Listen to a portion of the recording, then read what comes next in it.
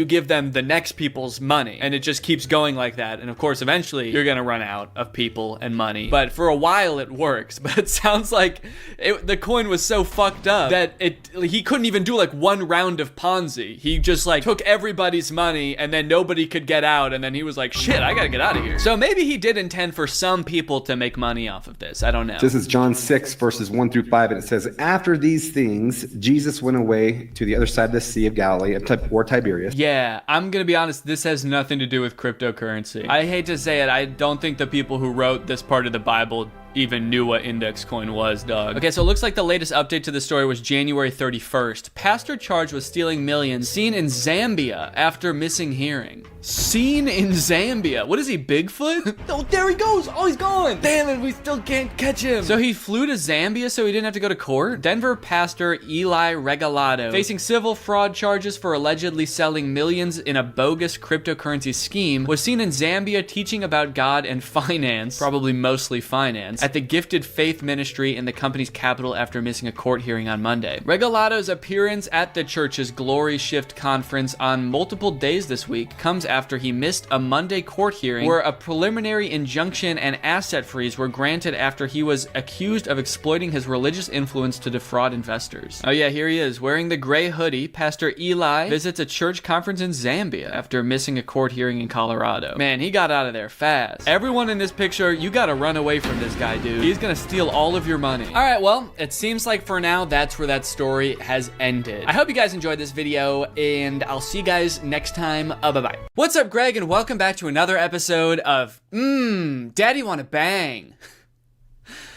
Gross. Guys, today we're going to be talking about what I can only describe as the Bang cinematic universe. Over the past couple years, I'm sure a lot of you have been accosted by ads for this energy drink called Bang. I think it's a pretty popular energy drink. I know I've seen it at like my local Target before, and I think it's generally marketed as more of like a health-conscious energy drink. It's supposed to have like better ingredients, healthier, more natural stuff, I think. I don't know why it's called Bang. I guess you take one sip and you want to explode. You want to go bang, or you want to bang. But lately I've sort of fallen down a rabbit hole, a Bang rabbit hole of sorts, and I've realized just how much Bang content there is on the internet. Because before I thought it was just these sort of sponsored posts that influencers would do. They're so-called Bang influencers. There's so much more than that. There's Bang influencers, there's Bang music, Bang concerts, and it goes all the way up to the CEO of Bang himself. So today I kind of want to take you guys through it and show you what I found, because to be honest, it's a pretty different marketing strategy. They got a lot going on, and one thing's for certain, I think at the end of this video, we're all gonna be craving a sip of that Bang. Okay, so let's start off with this TikTok that was on my For You page recently. It's by this dude named Antonksme.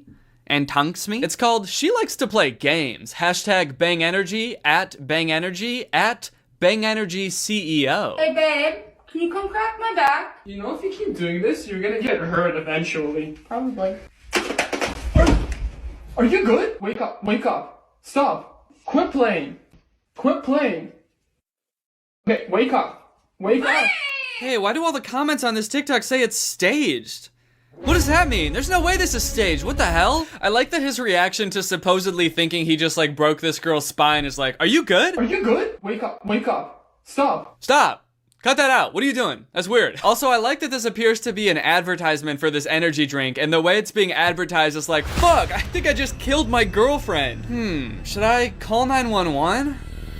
Or take a sip of this Bang? But also, is it just me, or does this dude not even take a sip of the Bang? It kind of looks like he doesn't like how Bang tastes, because he's just kind of like, yep, that's enough for me. I think that's enough Bang for me today. He's like, look, they're paying me to tag them and show the Bang in the video, but they're not paying me enough to taste this shit. No. Plus, then I wouldn't have any to pour all over my girlfriend's corpse, which is what I'm going to do next. Are you good? Dad's dream was always to have a huge TV, and I ended up breaking our old TV to surprise him with the one he wanted. Hey Dad, I have a surprise for you right over here. Wait, okay, hold on. What? I feel like we just skipped over a lot of exposition. We're just gonna whiz past all that? Hey guys, I just broke my dad's TV with a crowbar. Don't ask why, it's not important. Also, at the beginning, he said his dad's dream was always to own a big TV, but like, Their TV was already big. He's already got a pretty big TV. It's almost like this dude is just admitting to breaking something that really means a lot to his dad. He's like, my dad spent years saving up for this really nice big TV. So in this video, I'm gonna chug a Bang energy drink, smash that shit with a crowbar, and then buy him a new one with money that I made in a day. Cause I'm an influencer, and I'm way richer than my dumbass dad. It's a gift from me? Yep, it's for you. Oh, don't scare me. It's a big TV? Yep. At least they made it realistic that he guesses it's a TV before he opens it, because like obviously it is. If your influencer son breaks your TV with a crowbar and then shows you a TV shaped box, I think it's pretty safe to assume that there's gonna be a TV in there. Also, I like that they're just not acknowledging this can of Bang that's sitting on the box with the TV. The dad's doing a very good job of playing along with his son's brand deal. He even like peels the wrapping paper around the Bang so as not to disturb the Bang. Are you happy, Dad? I'm very happy. Well, that was a nice heartwarming video, I suppose, but I do feel like both of these Bang Energy ads didn't have anything to do with Bang Energy. Come to think of it, I don't think they've said anything about the Bang Energy drinks, like what it is or what it does. But that's okay, you know, I'm sure we'll get to the bottom of it eventually. Let's watch a couple other videos about Bang Energy from other influencers, Bangfluencers, and see if we can get any more answers. Okay, there's this one by this dude named A. Patrick called I Can't Believe He Actually Drank It. Again, at Bang Energy, at bangenergy.ceo. Hashtag Bang Energy. So in this one, which is also definitely not staged, this dude Patrick is doing push-ups outside on a hot summer's day in a sweatshirt and jeans, which seems like a weird combination at first, but the jeans are ripped, so at least there's some ventilation. Then his friend comes along and sees this can of Bang sitting next to Patrick, and he takes a sip of it, because we all know you can't resist a Bang. But then Patrick gets up and wrings his sweat towel into his can of Bang, and his friend is like, oh, gross! You were pouring your sweat in that can? You know how when you work out and you got your sweaty sweat towel, you wring it into the tiny opening of a soda can? You know how that's a normal thing to do? Even though there's like a pool right next to you, or you could just wring it out onto the floor, you wring it out into a little can. That way later when you're thirsty, you can drink it back to get all that water you lost. So wait, what kind of ad for an energy drink is this? Because when the friend drinks the Bang, he's not like disgusted by the taste. He sort of just nods like, yep, that's what Bang tastes like, yummy. And then only when he realizes that it's his friend's sweat, he gets grossed out. So, does Bang just always taste like sweat? Maybe he's like, oh, gross, my friend's sweat. I only like Bang, which is made out of sweat, but not his sweat. It's the CEO's sweat. That shit's good. Also, is that guy's feet okay? A lot of you are probably familiar with Q Park. He's a massively popular creator, and apparently, he's a Bang influencer as well. Because I clicked on the hashtag Bang Energy on TikTok so I could watch all of the Bang related content, and this TikTok by him is at the very top of the Bang Energy hashtag. Go, Daddy, go. We got to get out. Go, Daddy, go. Now pass it to my bro, let's go.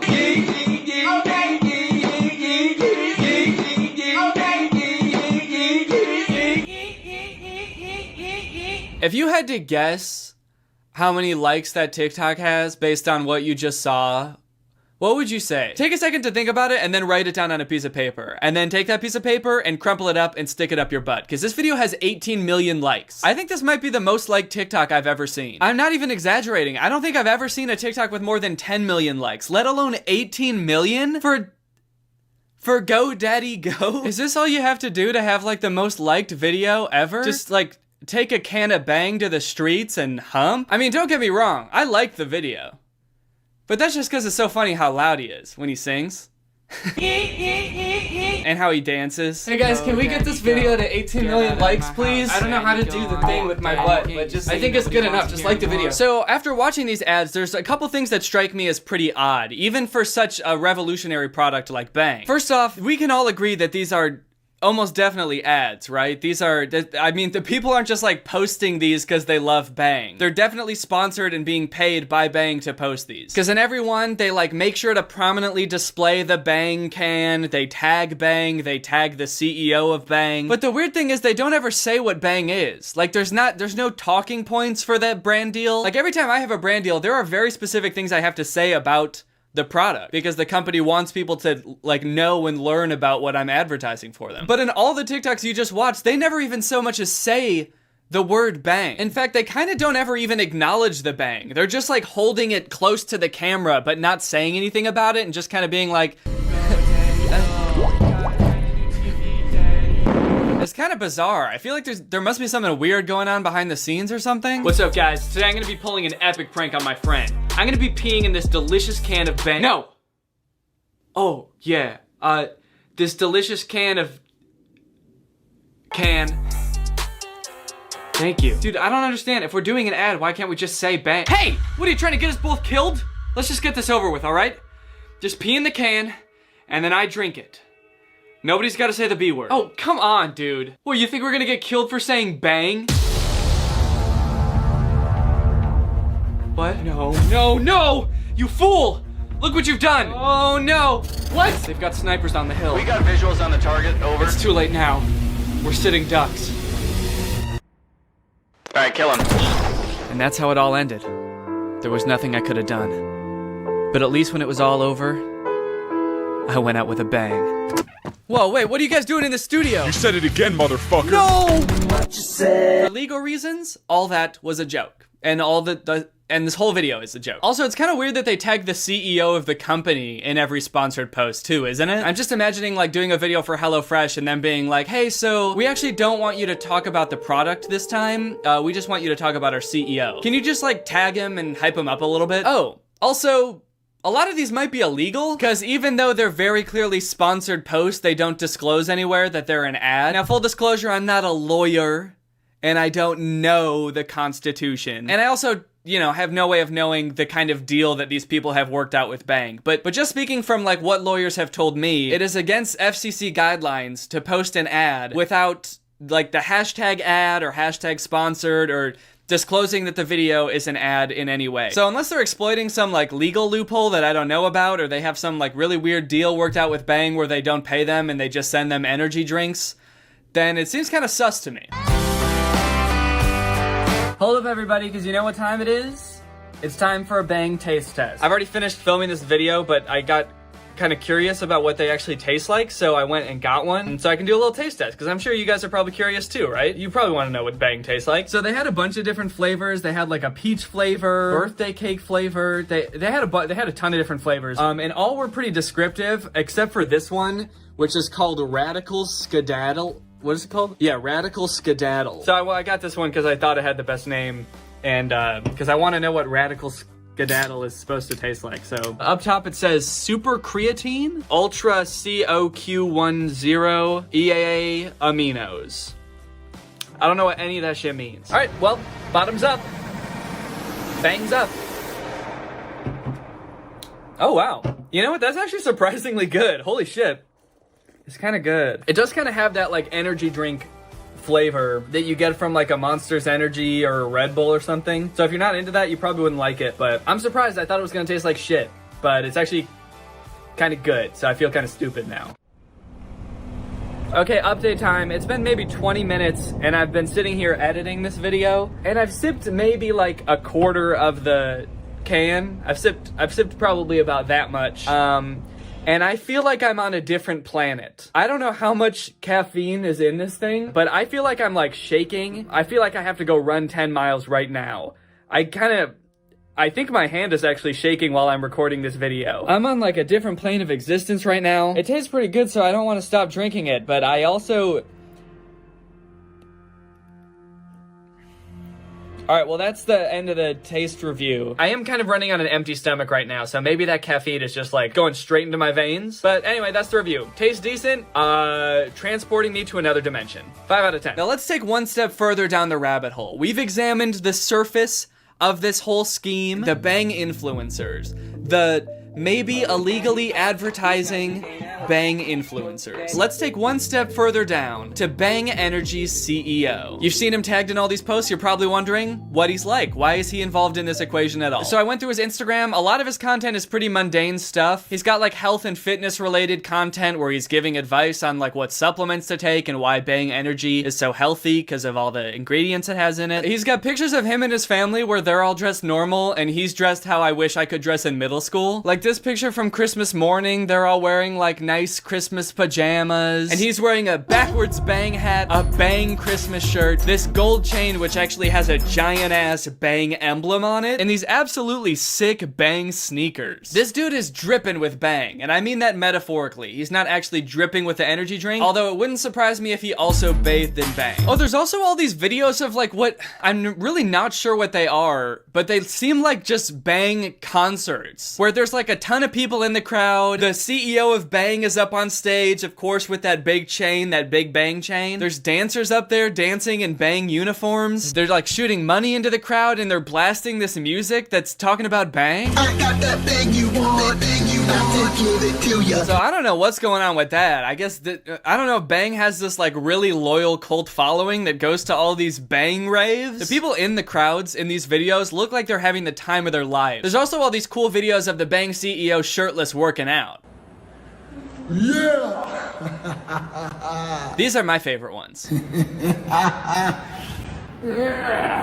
you ain't training, you ain't gaining.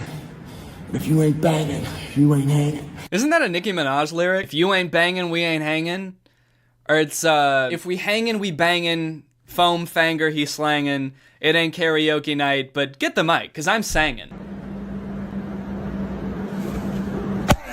There's something weird about the energy in this video. The vibe is all off. This doesn't just seem like a regular workout video. I feel like the caption should be like, POV, I kidnapped you and you're watching me work out. Where am I? If you ain't training, you ain't gaining. Who are you? If you ain't banging, you ain't hanging. Oh shit. Is this because I said bang in my TikTok? Yeah. Look man, it was a mistake, okay? I promise. Come on man, let me go, please. I swear, I won't do it anymore. I promise. That's one of his favorite moves at the end of a video. He'll be doing something pretty mundane like working out or like cracking open a can of bang, and then he'll just go up to the camera and punch it. And it seems like pretty hard. Camera guy's just like, stop fucking punching my camera, dude. I've had to buy like 15 cameras this month because you keep punching the lens. Come on, man. I pay you enough to buy a few extra cameras. Quit complaining. You've never paid me money. You pay me in cans of bang. Hey, man, if you ain't banging, then we ain't hanging. You gotta stop saying that, dude. It's really creepy. I know it's the name of your drink, but it just sounds wrong. Huh. I never thought about that. I guess that is the name of my drink.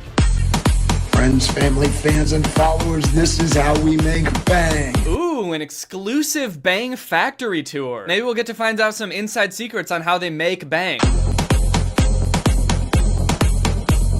Okay, some machines with cans, very cool.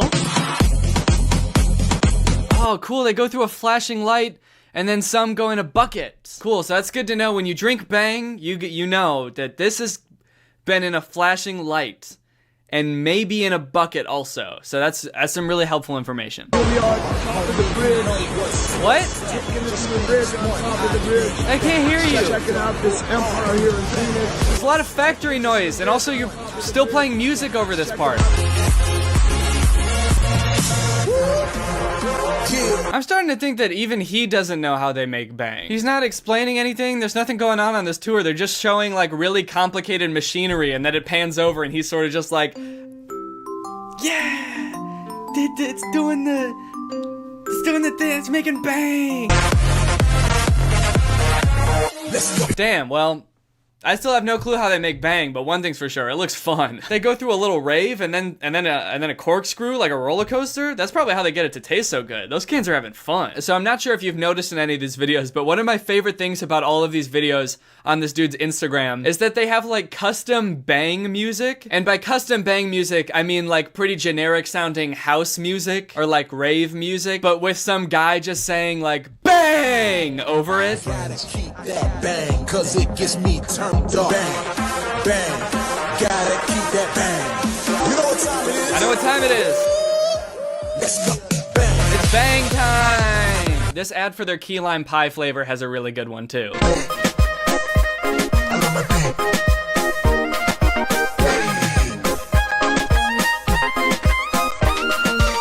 Why does it sound like he's like whispering into the microphone, like he doesn't want to be caught making the song? Bang.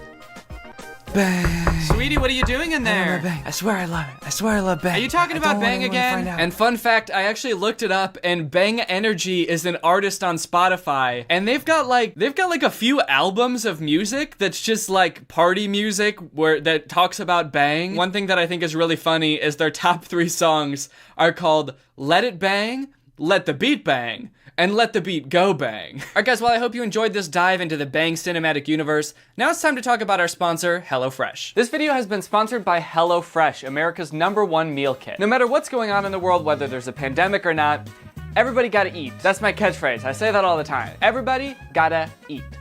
Everybody gotta eat. But in order to eat, a lot of times you gotta cook, or you gotta go out and drive somewhere and get something to eat. And both of those things, to me, usually aren't very fun. But HelloFresh takes a lot of the stress and the prepping out of cooking and actually makes it a pretty enjoyable experience, which is why I love HelloFresh. HelloFresh recipes are delicious. They have a huge variety of recipes, so you get something new every week. Plus they have low-calorie recipes, carb-smart recipes, vegetarian recipes, and even pescatarian recipes, so there should be something for everyone. Like I said, they take a lot of the stress out of prepping and cooking your meals, so you can get dinner on the table in as little as 30 minutes, sometimes even 20 with some of their quick and easy options. Another reason I really like them is because it's a pretty sustainable option. Since they pre-portion all the food they send you, that means less prep time, but also less food waste. And HelloFresh's carbon footprint is actually 25% less than store-bought grocery meals. It's super flexible, you can easily add meals, you can add lunches, you can add extras, easily change your delivery days or food preferences. And if that wasn't reason enough to love them, they donated over 2.5 million meals to charity in 2019, and this year they're stepping up their food donation game amid the COVID crisis. So if you want to check them out, then go to HelloFresh.com and use my code 10TrulyGreg to get 10 free meals, including free shipping. That's HelloFresh.com and code 10TrulyGreg to get 10 free meals plus free shipping. That sounds like a great deal to me. We've used HelloFresh quite a bit during this pandemic, which is why I'm really happy to have them as a sponsor. So thank you to HelloFresh for sponsoring this video, and thank you to you guys for checking out HelloFresh. All right, well, I hope you guys enjoyed this video, and since this will be the last video of the year, I hope you enjoyed this year of videos. If you enjoyed the video and you're not subscribed yet, consider subscribing and turning on my notifications to join Greg. The second you subscribe and turn on my notifications, you are legally Greg. Not only does your name legally change to Greg, but your lifestyle also changes to Greg. All right, well, since it's the last video of the year, I'll see you guys next year. Or will I? Bye! This video is over now. Go find something else to watch, or just watch this video. I know we had a lot of fun. But you can't stay on this end screen forever. No. This video is over now. So why are you still watching this? What's up, Greg? I hope you're having a great day. Welcome back to another episode of me saying the same line over and over, trying to sound funny, and then editing out all the bad takes so that I sound really put together and clever. All right, gang, it's that time again. I know it's been a while, but today we're going to be watching another Disney Channel original movie. This one is called Pixel Perfect. I feel like I say this every time I do a Disney Channel movie review, but I have never seen this movie before. Actually, one of my friends suggested I make a video about this movie. They said it was a lot like How to Build a Better Boy, which, if you've seen that video, you know I love. And you know what? After watching it, I have to agree, it is very similar to How to Build a Better Boy, except that this movie came out in 2004, like 17 years ago. And you know what? It is probably the most 2004 movie you'll ever see. The music in this movie, the actors in this movie, it's got Ricky Ullman from Phil of the Future. The wardrobe, the book bags. Remember those book bags? I remember really wanting one of those book bags when I was 10. So this movie's all about holograms. The movie starts off with the main character, Roscoe. He's using his dad's computer to make a cat hologram. I guess his dad works at some hologram company. And unbeknownst to the dad, Roscoe sneaks onto his computer from time to time to make his own little holograms, and today he's made a cat. Roscoe's kind of the nerdy type, because this is a Disney Channel movie and he's the main character. And when he's not doing homework or making cat holograms, he's helping his friend Sam out with her band. Yes, this movie's also about a band, because this is a Disney Channel movie and that's just what they're about. Every Disney Channel movie is about a band. I don't know if he's like their manager or if he just like helps them market themselves. He goes to their shows and auditions and films them and sort of advocates for them. One of the first scenes in the movie is Sam's band auditioning to play at this club for kids, and the owner of the club is not enjoying himself.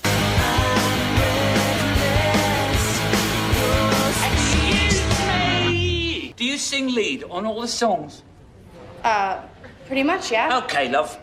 But Put down the guitar, let's see you move. Kind of a weird thing to say to a teenager. The conflict of this movie starts because Sam's band doesn't have the right image, you know? Their music is good, but Sam is the lead singer and she doesn't know how to dance. And for some reason, the owner of this club really wants a band who can dance. Dance, strut, show some personality, some presence. The owner of this club kind of reminds me of John Mulaney's impression of Mick Jagger. No, funny! Sam gives dancing a shot, but she's not good at it. In fact, she's so bad at dancing that the microphone gets fucked up. I don't know how that happened. The microphone's just like, make her stop! She's so rigid! This movie is chock full of young adult movie tropes. Not just the nerdy main character, not just the band, but we've also got Business Dad. He's always talking about business. Even when Roscoe thinks he's talking to him, he's actually talking to his Bluetooth. You see, that's the problem. How do you get past all those bumps? You ship them off to China. What? Overnight, every last one of them. Wait. Thanks for the help. What? Well, why did my son run away like that? What do you want me to do?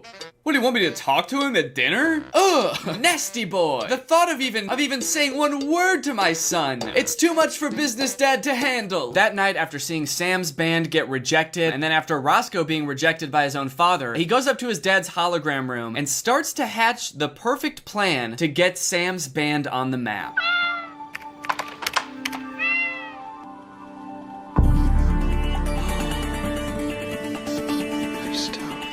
That's it! Nice tone. I'll make the cat sing! Singing cat hologram! Just kidding, he makes a girl. He makes a hologram of a human girl. So using references of a bunch of famous women actors, a bunch of pop singers, he gets to work crafting the perfect lead singer that can sing and dance and put on a show. It's a really good thing that Roscoe's dad has so many pictures of famous women in his office. I guess he must have known that they would come in handy at some point. I'm just not exactly sure why he had so many. Meanwhile, since Sam is feeling pretty down about her abilities as the lead singer, the band is holding auditions for a new lead singer. My life is a bad school lunch. It ain't no Sunday brunch. Yeah, the auditions are going so bad that nobody's even singing at them. They're looking for a new lead singer and nobody has sang yet. One girl's doing slam poetry, the other is Irish dancing. It's kind of weird. I feel like they just should have had people there singing poorly. It was kind of a weird writing decision to have people auditioning doing something not even related to what it is. I mean, I guess like slam poetry and dancing are close to singing, but like you can't just go to an audition and do something close to what you're supposed to do, right? Hi, I'm Danny. I'm gonna be reading for the part of Spider-Man. Awesome, let's see what you got. Okay. Ah! Ow! What? What is that? I'm a spider. Yeah, I can see that, but it's Spider-Man. You're supposed to be auditioning for Spider-Man. Yeah, but this is like pretty close. Yeah, I guess kinda. But like, this is not gonna help you get the part. You're supposed to be a lovable superhero who goes around like solving crimes and shooting webs. Yeah, out of my ass, right? No. But just then, this girl Loretta shows up. And don't tell the band, but she's actually a hologram. Excuse me. I'm here for the audition. So they get all set up, and immediately, they're blown away.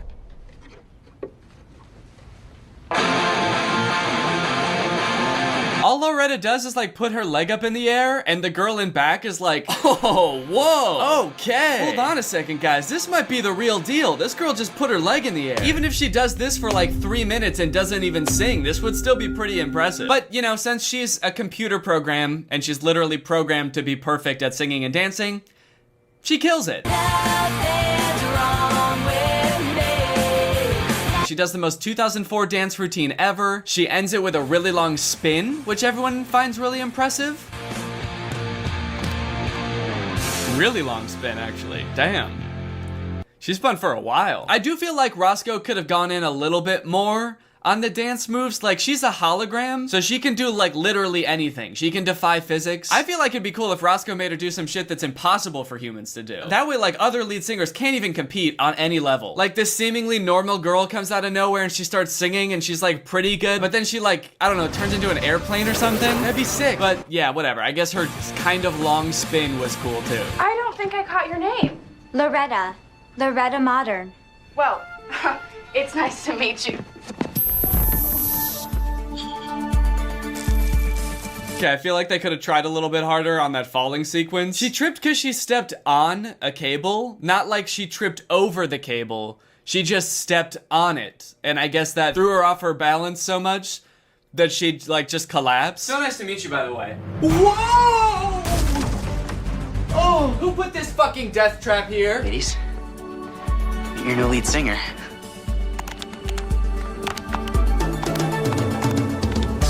My father's been working on holographic technology and artificial intelligence for Skygraph. He just hasn't applied it to the human form. Wait, I'm sorry. He hasn't applied... His dad, who works at the hologram place, hasn't even applied this to the human form yet.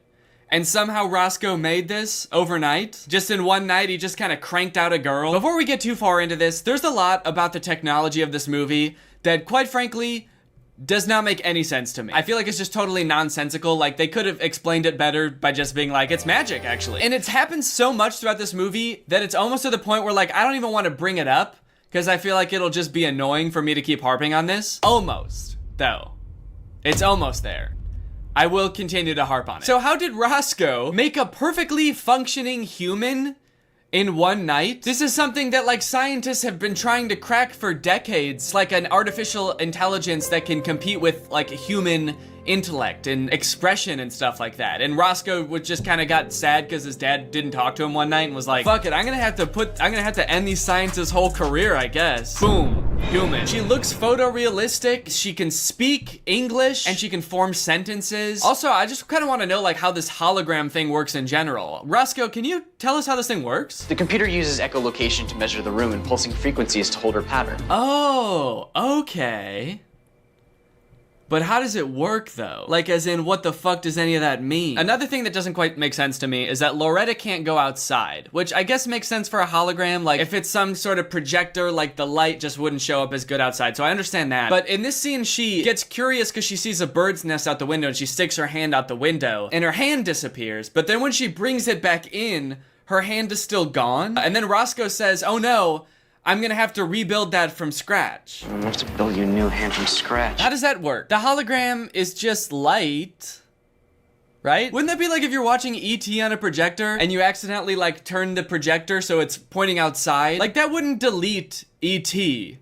from existence if you just pointed the projector outside. The movie E.T. would still exist. You wouldn't have to remake E.T. from scratch if that happened. Because E.T. is on the computer. There should still be E.T.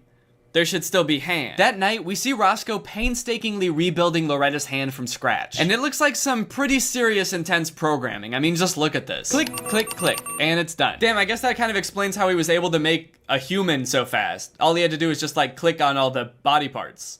And then he just made it. All right, Danny, let's develop this cure for Alzheimer's. And click. Okay, that's... Congratulations, you did it. Okay, that was pretty easy. Roscoe gets the band their first gig with Loretta, and people are digging it. Loretta kills it, dude. The audience is loving it. Yo, holy shit. Okay, that was sick. That was awesome. Now turn into a plane. Turn into a plane. Oh. The next day, Roscoe's doing an experiment where he's taking pictures of Loretta to see if she can actually show up on camera or if she'll just look like a TV screen, kinda. And bad news, she just kinda looks like a TV screen. She looks all like warbly with lines all in her, and you can tell that she's not a real person when you look at pictures of her, which sort of makes Loretta start to have a little bit of an existential crisis. She seems like she gets kinda sad that she's not real. She'll never feel like human feelings. Why am I here? The Zetabytes need a new lead singer. One thing that they did that I don't think that they needed to do was make Loretta sound kind of like robotic when she talks. Hey, like the rain? I don't know. It only happens outside. I can't go outside. Because when she's on stage, she like sings exactly like a normal person would. She's very expressive. Her voice has a lot of emotion in it. But then for some reason, the second she gets off stage, she's just like, I am a robot. This performance was at their high school, and it went so well, in fact, that one of Roscoe's friends tries to get Roscoe to hook him up with Loretta. You gotta set me up with Loretta. And he wants to go on a date with her so bad that he threatens to have Roscoe's dad fired. Hey, too bad about your dad, by the way. My dad? What happened to my dad? Between you and me, my mom's been talking about shutting down his project, not enough results. Why? When? I don't know. I could talk to her, get him out of the penalty box. That is, Can you help me? I mean, holy shit, dude, what a savage thing to do. Threaten to have someone's dad fired if you don't get one date with a pretty girl. And also, I have a sneaking suspicion that the mom wouldn't actually do this, but holy shit, what kind of weird-ass mom would that be? Imagine getting fired and you're like, what did I do? I did everything you asked. I created like a photorealistic hologram with impeccable artificial intelligence. This has so many implications. What did I do wrong? And your boss is like, you did everything just fine. Unfortunately, it was the boy. Your silly little son wouldn't let my darling boy go steady with his mysterious, highly acrobatic friend. I also forgot to mention that there is a bit of a love triangle going on here. You see, Sam, she kind of has a thing for Roscoe, and Roscoe like maybe has a thing for Sam back, but also just kind of wants to stay friends. But then he's also created Loretta the hologram, who is like perfect in every way, and it almost seems like Roscoe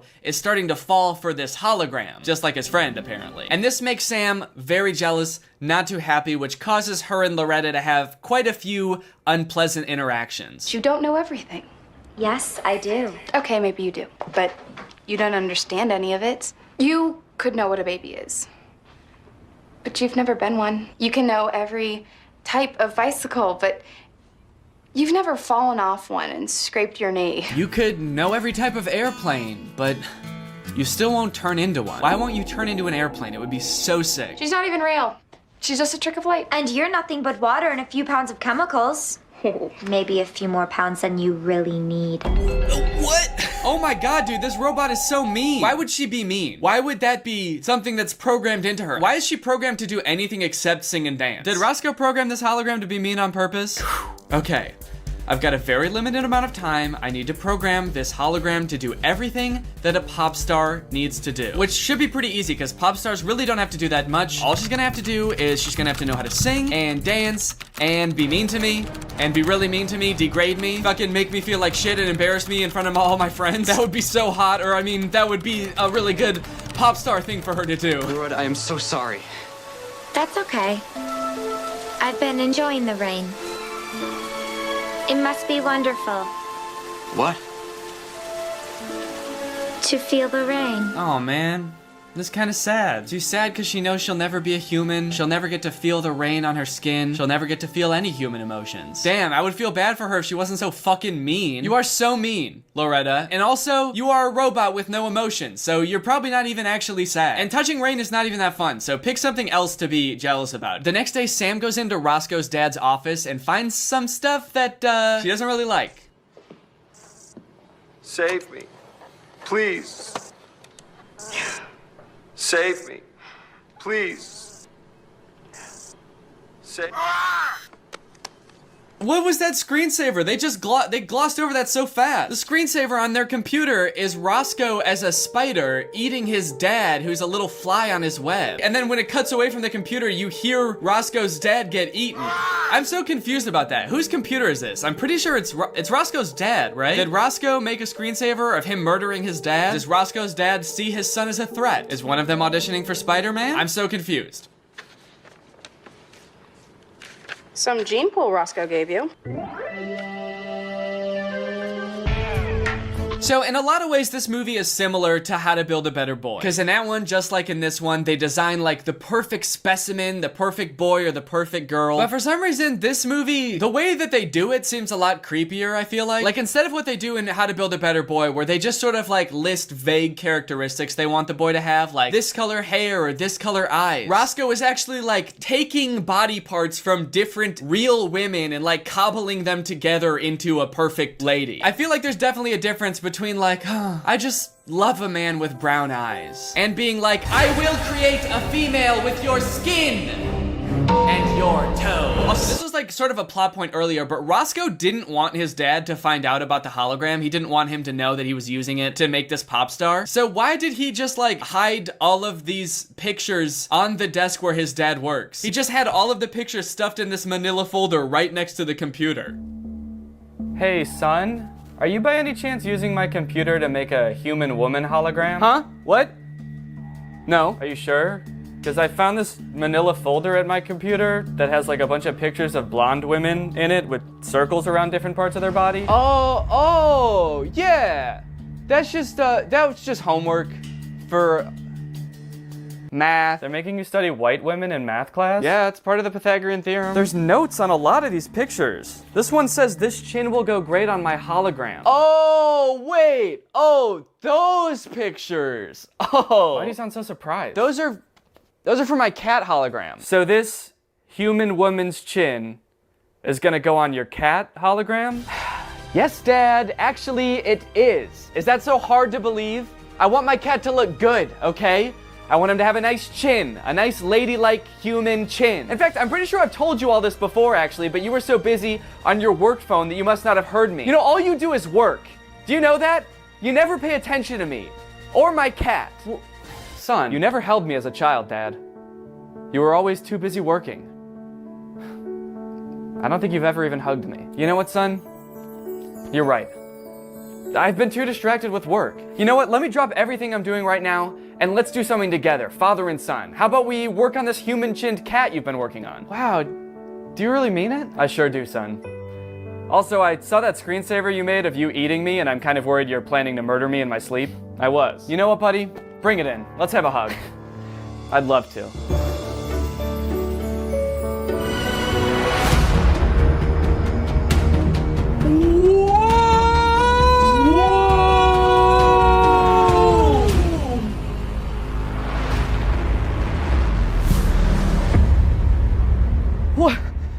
What the hell? Dad, you're a hologram? What?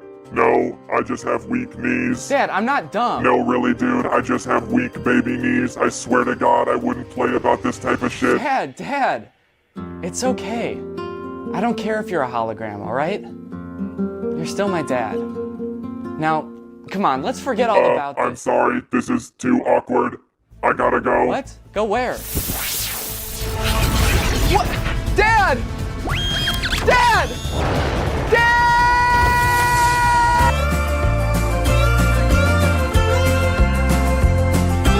Hell yeah, dude. I told you it'd be sick if they turned into airplanes. We get to see Loretta and the band performing again. This time they're singing a kind of a sad song about wishing a boy would notice them, which, you know, is kind of thematically relevant.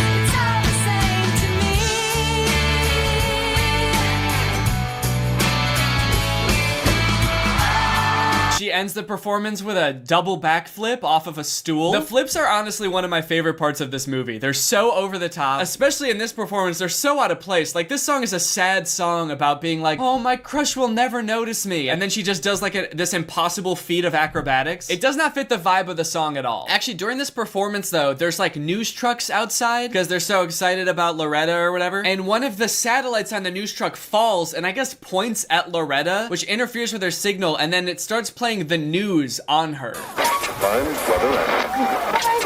Which is pretty silly. I like that. That's a funny little thing to have happen. I am confused though, because if we're to believe how they explained the technology before, this should be permanent now that Loretta is like this. Because when she lost her hand before, it stayed lost. Now she is the newsman for a second. So she should be the newsman forever now, right? Isn't that how this works? Then they get discovered by a talent agent. Mr. Giles, it's me, Daryl. Well, you must have found something if you're calling so late. Only, Hearthstone's next media sensation. Yeah, listen to this. This sounds like shit. It's just people cheering. It's not even music. Since this little bit of interference happens though, it makes everyone realize that Loretta is a hologram, which people didn't know before. And from there, Loretta blows up, dude. Everyone's obsessed with her. They get discovered by this talent agent. She ends up on TV, which apparently is okay. She can be on TV. I don't know why they had the scene of Roscoe taking pictures of her before. If they were just gonna throw that whole bit out the window because she is on TV now and she looks fine. And everything seems like it's going great for Loretta and the band. And they even start to record an album. Take a good look, because that is the future of the music industry. A month from now, every teenager in America is gonna want to be just like her. Smart, talented, high resolution. Album title. That actor looked like he wasn't paying attention at all until it was his turn to say a line. He looked like he was just like spaced out until it was his turn to say something clever. Take care of my girl, Roscoe. Your girl? Your girl? She's mine! Then there's this whole scene where Loretta and Roscoe have a big argument. You always want to change me. Why am I never good enough for you? And it ends with her getting so mad that she uploads herself to the net. She straight up goes into the World Wide Web and she's gone. And then Roscoe can't find her. Inside the internet, it is very weird. That whole scene is like a fever dream. There's a search engine that's just like a guy in a car going around. Okay, so now we're starting to approach the end of the movie. The band has a big show coming up, but they still can't find Loretta because she's busy in the net. Virus alert, virus alert. What? So they dress Sam up as Loretta to be the lead singer. For some reason, no one really seems to notice. But Sam gets a little too carried away with the dance moves and ends up dancing her way into a coma.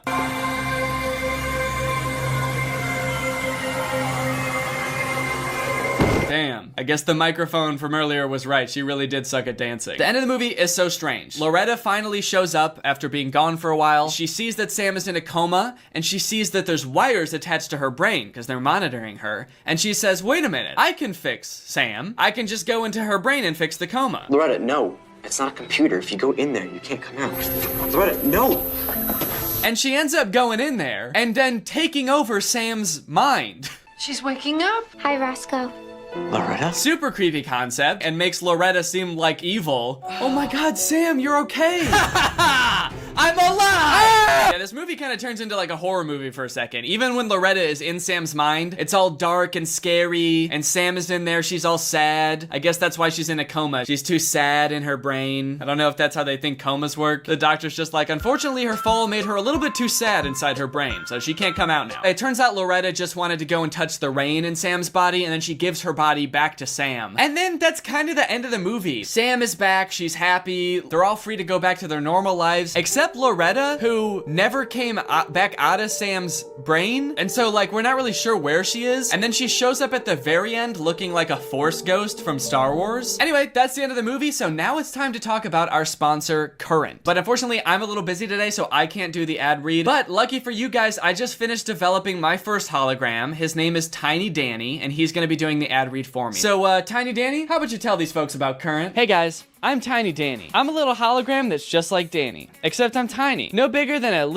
tiny little stick of gum. But unlike other holograms you might have seen, I wasn't programmed to argue or be mean or even to sing and dance, but I was programmed to know a good opportunity when I see one. That's why I'm so excited that this video is sponsored by Current, because Current is giving you guys the opportunity to win $500. If you don't know what Current is, it's banking entirely on your phone. You can get paid, request money, send money to friends. You also get a Visa debit card. This is mine, or rather this is an exact replica of Danny's, because I am a hologram, so this is also a hologram, but the real one looks just like this. And one of my favorite things about Current sponsorships is it means we get to give back to you. Like I said, they are also going to be giving away $500 to 10 people. And here's how you can win. All you have to do is sign up for Current using my link. That's current.com/tinydanny. Then you find me on Current. My username is just @Danny Gonzalez. And you request $500 from me. That's it. That's all you gotta do. Seems like pretty much a win-win to me. It's free and you can win money, so why not? So thank you to Current again for sponsoring this video, and thank you to you guys for checking out Current. And now I have to go stick my head out a window, thus decapitating myself.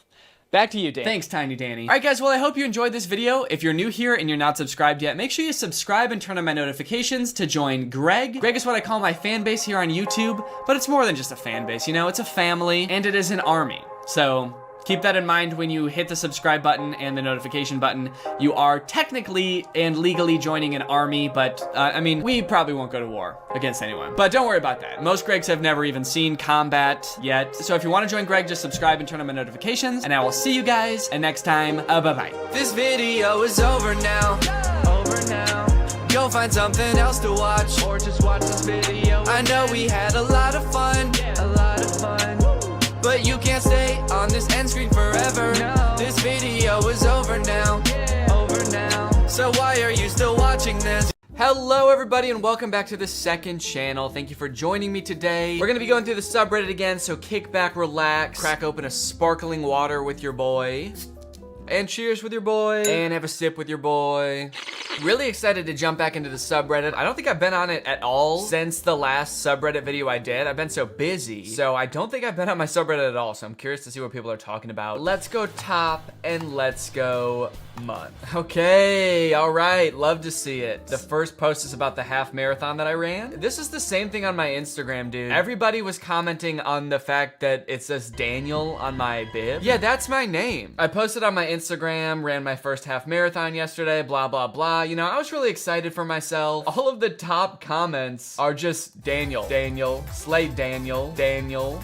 Oh, I accidentally liked that one. I posted this thing, I'm really proud of it, you know, like a really crazy accomplishment for me. I was super stoked on it, and everybody just wanted to comment on the fact that I have a full name. Wait till you guys find out I have a middle name too. You guys are gonna flip out. No one ever really does call me Daniel, and to be honest, I don't like going by Daniel. I never know whether I can put Danny on stuff like this. Like, do I have to legally put my legal name? I'm starting to think I don't, based on the reaction to this. Also, I love people saying this is photoshopped. I've made a big mistake in occasionally posting videos where I'm like trying to trick my audience, because now whenever I do cool shit that I think is cool, people are like, yeah, no, it's not real. You didn't do that. I'm getting gaslit by my own audience. I ran my first half marathon, dude. It was awesome. No, you didn't. You did not. Okay, we're getting some congratulatory comments in here as well. This person said, whoa, go Danny, good job. But then of course it's followed up by someone correcting them and saying, Daniel. This is Daniel now. Maybe I should change my second channel name to be Danny Gonzalez. So the main channel is Danny. And then once you get to know me a little better, you find out I've got a real legal full name. Then you can come on over to Danny Gonzalez and see what's good. This does bring up a good point, because I've seen a few people ask why my second channel is called Too Danny Too Furious. Like, I've seen posts on like Twitter and Reddit being like, is this a reference to something? I guess I didn't know that there were that many people that didn't know the movie Too Fast and Too Furious. Is that something that needs explaining? I just thought everybody knew that movie. But for those of you who don't know, the second Fast and Furious movie was called Too Fast Too Furious. So I figured if I'm doing a sequel to my original channel, I should name it Too Danny Too Furious. So I'm sorry if that was confusing. Let me know in the comments. I'm very curious how many people knew that and how many people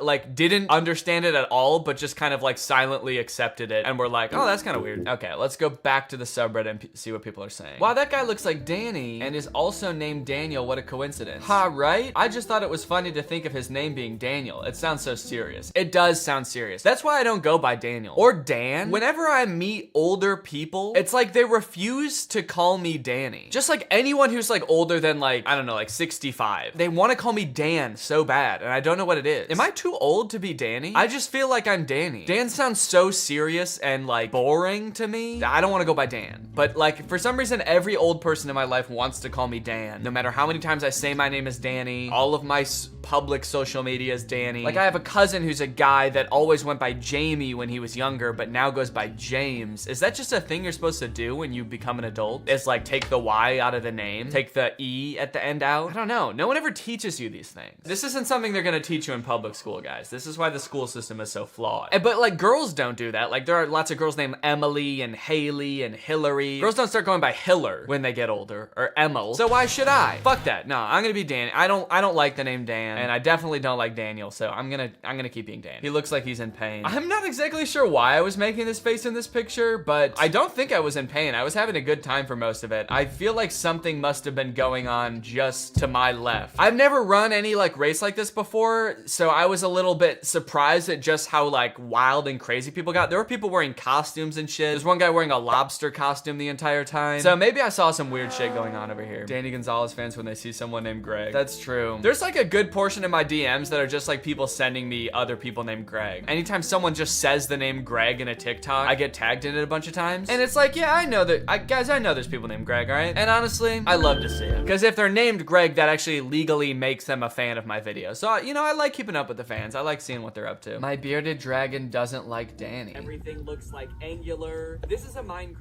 house. It's just a really big version.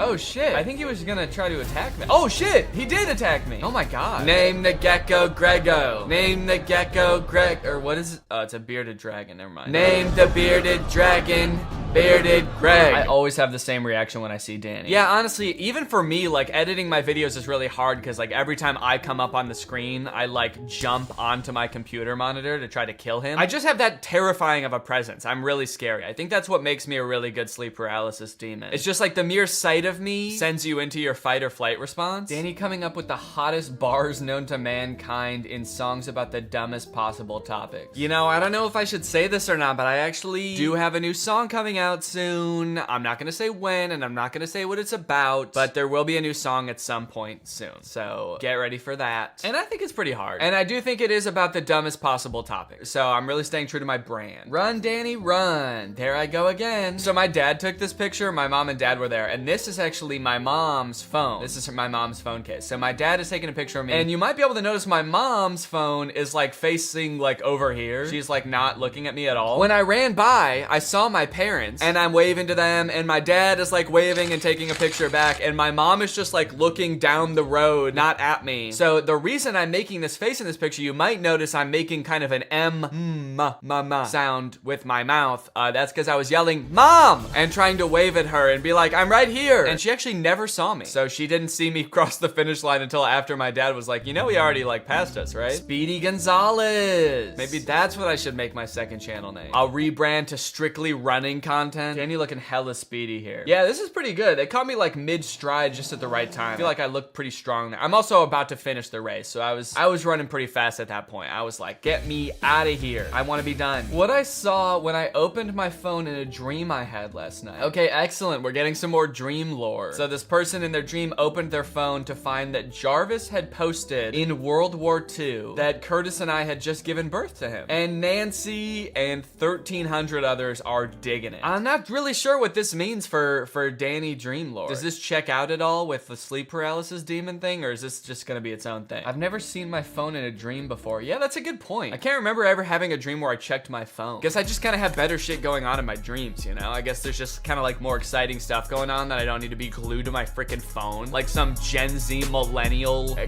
piece of trash. Imagine a dream where you're just like scrolling Facebook the whole time and it's just like really normal posts on Facebook. Hey, World War II, just so you know, I was just born. Yeah, I don't know about that. I just noticed that Danny and Laura have matching snail tattoos. Oh, someone noticed from, I guess, the post of us finishing the half marathon. Yeah, Laura ran it too, I should say. Laura did it too. And yes, we do have matching snail tattoos, but I should add, I wanted some way to differentiate them. And so I wanted my snail to be a cool snail. So mine has a tiny little backwards hat. You probably can't tell. You can't tell in the picture, but he's got a tiny backwards hat. How do you guys spot these things? Yeah, that actually is pretty impressive. In this original picture, that's so small. Got the CIA in the subreddit. That's actually some critical thinking right there. I love to see it. Very, very nice. Zooming in and enhancing on every part of my body. Very cool. Oh, that's pretty. Oh, wow, it's like real. I thought this was like a digital painting. Wait, gouache?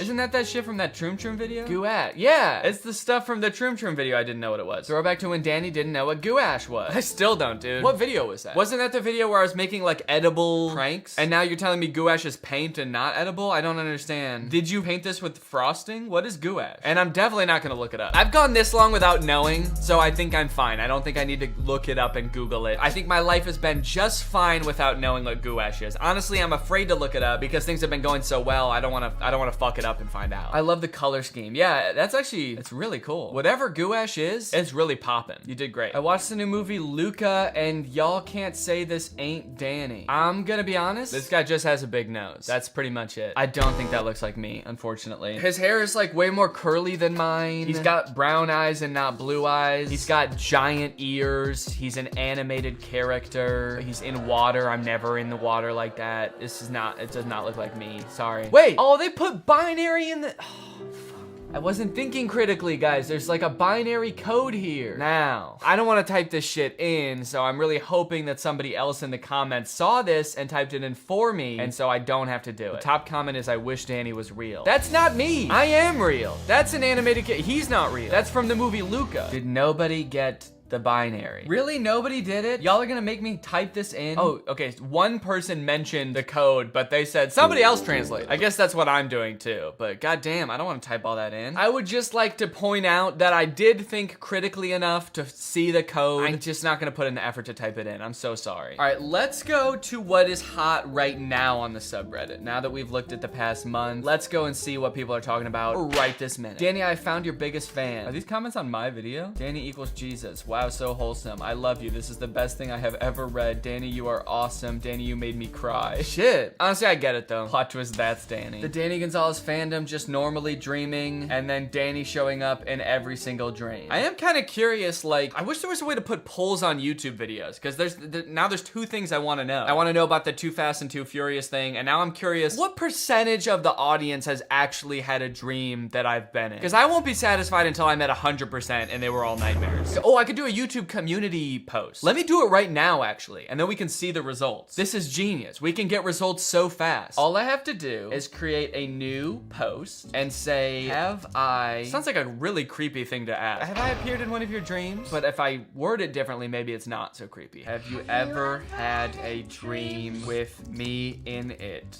Be honest, this is serious. Oh, dream/sleep paralysis. Okay, I'll post it right now. We'll circle back in a little bit after we go through the subreddit some more, and we'll see what happens, okay? This was so genius. This was the most genius thing I could have done. Rate my dad. I think he looks lovely in his makeup. Wow, very nice. Excellent. Good dad. I think that it might be a little orange up top. Maybe it's just the lighting. I would rate him, but I don't see any cable management. Yeah, cable management gets like an N/A out of 10. But dad overall, I don't know. There's not really much going on here aside from him wearing makeup. I'll give him a 9. He seems like a good dad. He doesn't really seem happy. I'm kind of worried about him. He almost looks taken off guard or something. His mouth is not even closed. It kind of looks like he just woke up from a nap where you put this makeup on him without him knowing. And you were like, Dad, and he was like, huh? And then you took the picture. Honestly, I'll give him an 8 out of 10. He looks too startled. And if he's like that all the time, then I don't know how good of a dad he is. 10 out of 10 solid dad. Okay, maybe, I mean, you know, that's my dad. He's skinnier now. That was late 2021. Rate him. Wow, this guy looks young. I 100% read this as rip him. My dad is definitely skinnier now. He's dead, so he weighs a lot less. I see a cable around his neck. There is no management. What? Oh, because he's wearing a necklace? Well, okay, he looks like he's having fun. He looks like he's playing dress up. You know, he's kind of iced out here too. He's got a cool watch on, a cool bracelet. I'll give this dad 8.1. 8.1 out of 10. This is my dad. He's an electrician, so don't worry about messy wiring. Let's go, dude. This guy knows what's up. All right. I know I just said I'm not giving out any 10s out of 10s, but this dad, he looks happy. He looks goofy. I know that cable management is on point. So this dad gets a 10 out of 10.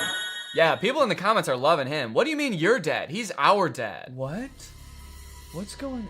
Is this real? Wait, did someone paint this? I can't tell if this whole thing is a painting that someone made or if this is some weird filter or like face replacement. It's me and Drew and Curtis. Oh, but we also have necklaces on that are like related to our videos. This feels like one of those portraits that like if we all had a house together, like an old mansion, this would be like above the fireplace. I don't know why Drew, Curtis, and I would ever own an old mansion together. Maybe like a content house type situation. I'm a dad and all I want is new music. Danny, I need new music. My creaky old bones only feel better when they're being massaged by the bass coming from your beats. Okay, well, I've got a song coming out, okay? I have a song, all right? And I made it, and it's gonna come out. Fit people should not be funny. I honestly can't believe Danny is fit enough to run a half marathon. Not because he looks out of shape or anything, but in my mind, funny people are unfit and fit people are not funny. These are just the rules. Also, for the record, I am in incredible, awful shape. I suppose that is kind of a stigma that people have. I wonder if training for this half marathon has made me less funny. On a serious note though, I would recommend running. I do really like it. I don't want to make this whole video about running, but Laura and I both got into it at like the start of the pandemic when we didn't have anything else to do and like we couldn't go to the gym or anything, so the only thing we could do is just like go outside and run. And honestly, it's like a really cool hobby. I mean, like you're constantly developing yourself. You're constantly finding out that you're able to run a little bit farther and a little bit farther. And that's just doing it by yourself. Once you get into like running maybe like a 5K for like a cause or something, or like this half marathon, there's like a whole culture around running that I did not know existed. I guess I knew existed, but I'd never been a part of it before. After the half marathon, there's like a little party party you go to where there's all these tents set up and you get like a beer and stuff, and it was pretty cool. So I don't know, I'd recommend it. You feel really good after a long run too. People say you get like a runner's high, and honestly, I get that. Okay, I'm kind of curious. I don't know if I've ever done this before in a subreddit video. I can't remember, but I don't usually go into the new tab, and I kind of want to see if there's anything there. So let's click on new. I just want to see like what is the most recent thing that someone's posted about me. Okay, it's like a sexual dream about me. Never mind. Have you seen this man? Have you seen this man? Yo, there's some weird shit getting posted on new. Finish the sentence. Danny is Drew. Ha! A sleep paralysis demon. Let's go! Yeah! Watching always. The new Meat King, 13 years old. That's pretty fucked up. Okay, honestly, not that much to see in new. So it's a good thing that we usually only do hot and top. So, all right, well, I suppose we can end this, but let's go back to the poll and see what people are saying. Have you had a dream / sleep paralysis with me in it? Be honest, this is serious. I'm gonna refresh the page and we're gonna see how far we are in our escapade to be a sleep paralysis demon. Okay, so we got 15% yes and 85% no. Honestly, if people are really truly being honest, that's pretty fucking impressive. 15% of the 3,000 people that have voted so far have said yes. And if you think about it, my videos get 1 million views. 15% of 1 million is what, like 150,000? I'd call that an epidemic. I'd say that I'm sweeping the nation. Let's see what people are saying. You were actually like a background character in many of my dreams over many nights. Like something would be happening, like a flood, and you'd just be standing panicking with everyone else. The truth hurts. I really want you to be in my nightmares, but it just hasn't happened yet. I'm so sorry, Danny. Maybe I need to do something scary in real life to get people more scared of me. Can I do something that would be scary and that would make you have a nightmare about me? Ah! Okay, maybe we'll do this poll next time and see if that helps. Danny, I have. It was actually one of the most terrifying experiences of my life. I was in a dark room with a single light hanging. You were sitting at the interrogation table. I walked over and sat at the opposite side, not really knowing what was happening. You looked up at me and your eyes went hollow like some horror movie shit. I woke up right afterwards, but I will remember it forever. Wow, okay. I'm loving this. I'm tormenting people. Okay, now it's at 14% yes, but you know, it'll probably even out somewhere around there. Okay, well, very interesting. Thank you guys for watching. I very much enjoy going through the subreddit, so keep on posting on there. We've got almost 90,000 Gregs. That's pretty sick. And I'll see you next time. Bye. What's up, Greg? Welcome back to another episode of The War is Won. So a lot of you might not know this if you don't follow me on Twitter, which you should, but the last like week and a half of my life has been just filled with unnecessary drama. It all revolves around the video that I posted last week about Billion Surprise Toys. If you watched the video that I posted last week, you probably remember me saying something like, Billion Surprise Toys has been taking down every video that people make about them. Every single video they've been taking down because they don't like what people are saying. They're turning them into a meme. But for some reason, they hadn't taken down my video that I made about Billion Surprise Toys. So I made sure to brag about that. So I posted that video last week. Everybody was loving it. The critics were raving. The reviews were great. Most importantly though, people agreed with me that they did Papa very, very dirty. They just straight up replaced him with this new stepdad whose name is probably Chad. I was actually getting really good feedback on the song that I made in that last video too, which is very surprising to me because I just sort of made that as a joke, but people seem to be legitimately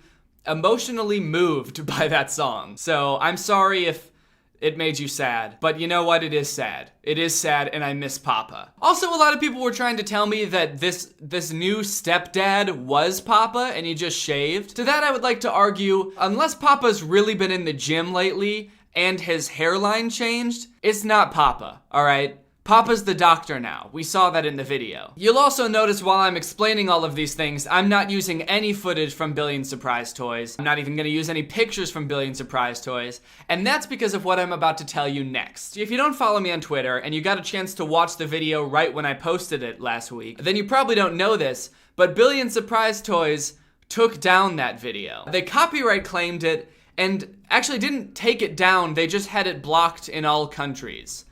So I don't know what the difference is, but the video wasn't deleted, it just said blocked in all countries. So I guess if you don't live in a country, then you could watch it. And guys, this is where the drama really began. I mean, I guess I couldn't be that upset about the video getting taken down because I was just boldly bragging in my video about how they totally missed the last video that I made about them. I was shit talking them and they didn't take down that video. So I got a little bit cocky. I bragged about it. So I sort of felt like, okay, that's fair. I mean, that makes sense. But the funny thing is, even though they took down that video, they still didn't take down the original video, the one that I was bragging about, and that one has way more views. It's got like over 2 million views. It's one of my most viewed videos now. But I think the real reason they took down this video in particular is because they were worried that Step Papa was now going to become a meme and they would have to replace him too with someone even more ripped and hot, if that's even possible. I also took just the little song, the music video at the end of the video, and I posted that on Twitter, and it was doing really well, and then they removed it from Twitter also, which really sucks because it was one of my most liked tweets. Here's the thing though, when you upload someone else's works to YouTube, if you just straight upload a movie or a TV show or a music video, a song, something like that, the person who owns that totally has the right to take down the video unless it falls under fair use, which is like a legal thing. I don't really know what it means. I just know that commentary videos like what I made fall under fair use. So my video was totally fair use. And Billion Surprise Toys probably knew that. They really didn't have any right to take down my video because it was totally legal for it to be up. So I was like, okay, I can just dispute the copyright claim because my video is fair use. And YouTube will appeal it, and then I'll be good. The video will be back up. But here's the problem. YouTube's copyright claim system works in a very weird way where if I were to like appeal the copyright claim, YouTube wouldn't look at it and be like, oh, this is fair use. They would just send it over to Billion Surprise Toys and be like, hey, Billion Surprise Toys, is this guy right? Is this really fair use? Is he allowed to use it? Which is kind of dumb because Billion Surprise Toys put the false claim on the video in the first place. So do you really think they're gonna be like, huh, yeah, no, now that you mention it, this is fair use. We're totally sorry. We didn't mean to do that. And it also said that if Billion Surprise Toys decides to keep the copyright claim on it, they could also give my channel a copyright strike. And if you get 3 of those, then your channel gets deleted. So I was like, okay, I guess I'm not gonna do that because there's no way that they're going to let me appeal it. But luckily, somehow my manager has a contact at YouTube and he contacted them and was like, hey, this video got taken down for no reason. Can you guys get it back up? And to my surprise, they were actually like, sure. Yeah, your video is totally fair use. It should be up. So things were finally starting to look up. YouTube was on my side and they were gonna put my video back up. So like 2 days, I think, after it got taken down, I woke up and I checked Twitter and a few people had tweeted me saying, your video's back up. And I went to my channel and lo and behold, it was. The video was back up. Monetization was still disabled, which was kind of weird. But I was like, as long as the video's back up and people can see it, that's fine with me. I just wanted people to see the video because I thought it was a really good video. I made an entire song for the video. I put a lot of work into that. I also had a brand deal on that video. So the fact that it got taken down was kind of a bummer because I was contractually obligated to have that video up. But the video was back up. And I was feeling good. So I tweeted that the video was back out. I think I had a little badass line in there like, Papa will not be silenced or something like that. Like, Papa's story must be told. The video is back up and we are sticking it to the man. I kind of did feel like a little bit of a badass, if I'm being real with you. I felt like a little bit of a savage, honestly. And I think rightfully so. I felt like I was really sticking it to Billion Surprise Toys. So I tweeted out the video. People were loving it for like 1 minute. And then like 1 minute after I tweeted out the video, I started getting tweets from people like, it's not back up, what are you talking about? The link just takes us to a page that says the video was taken down.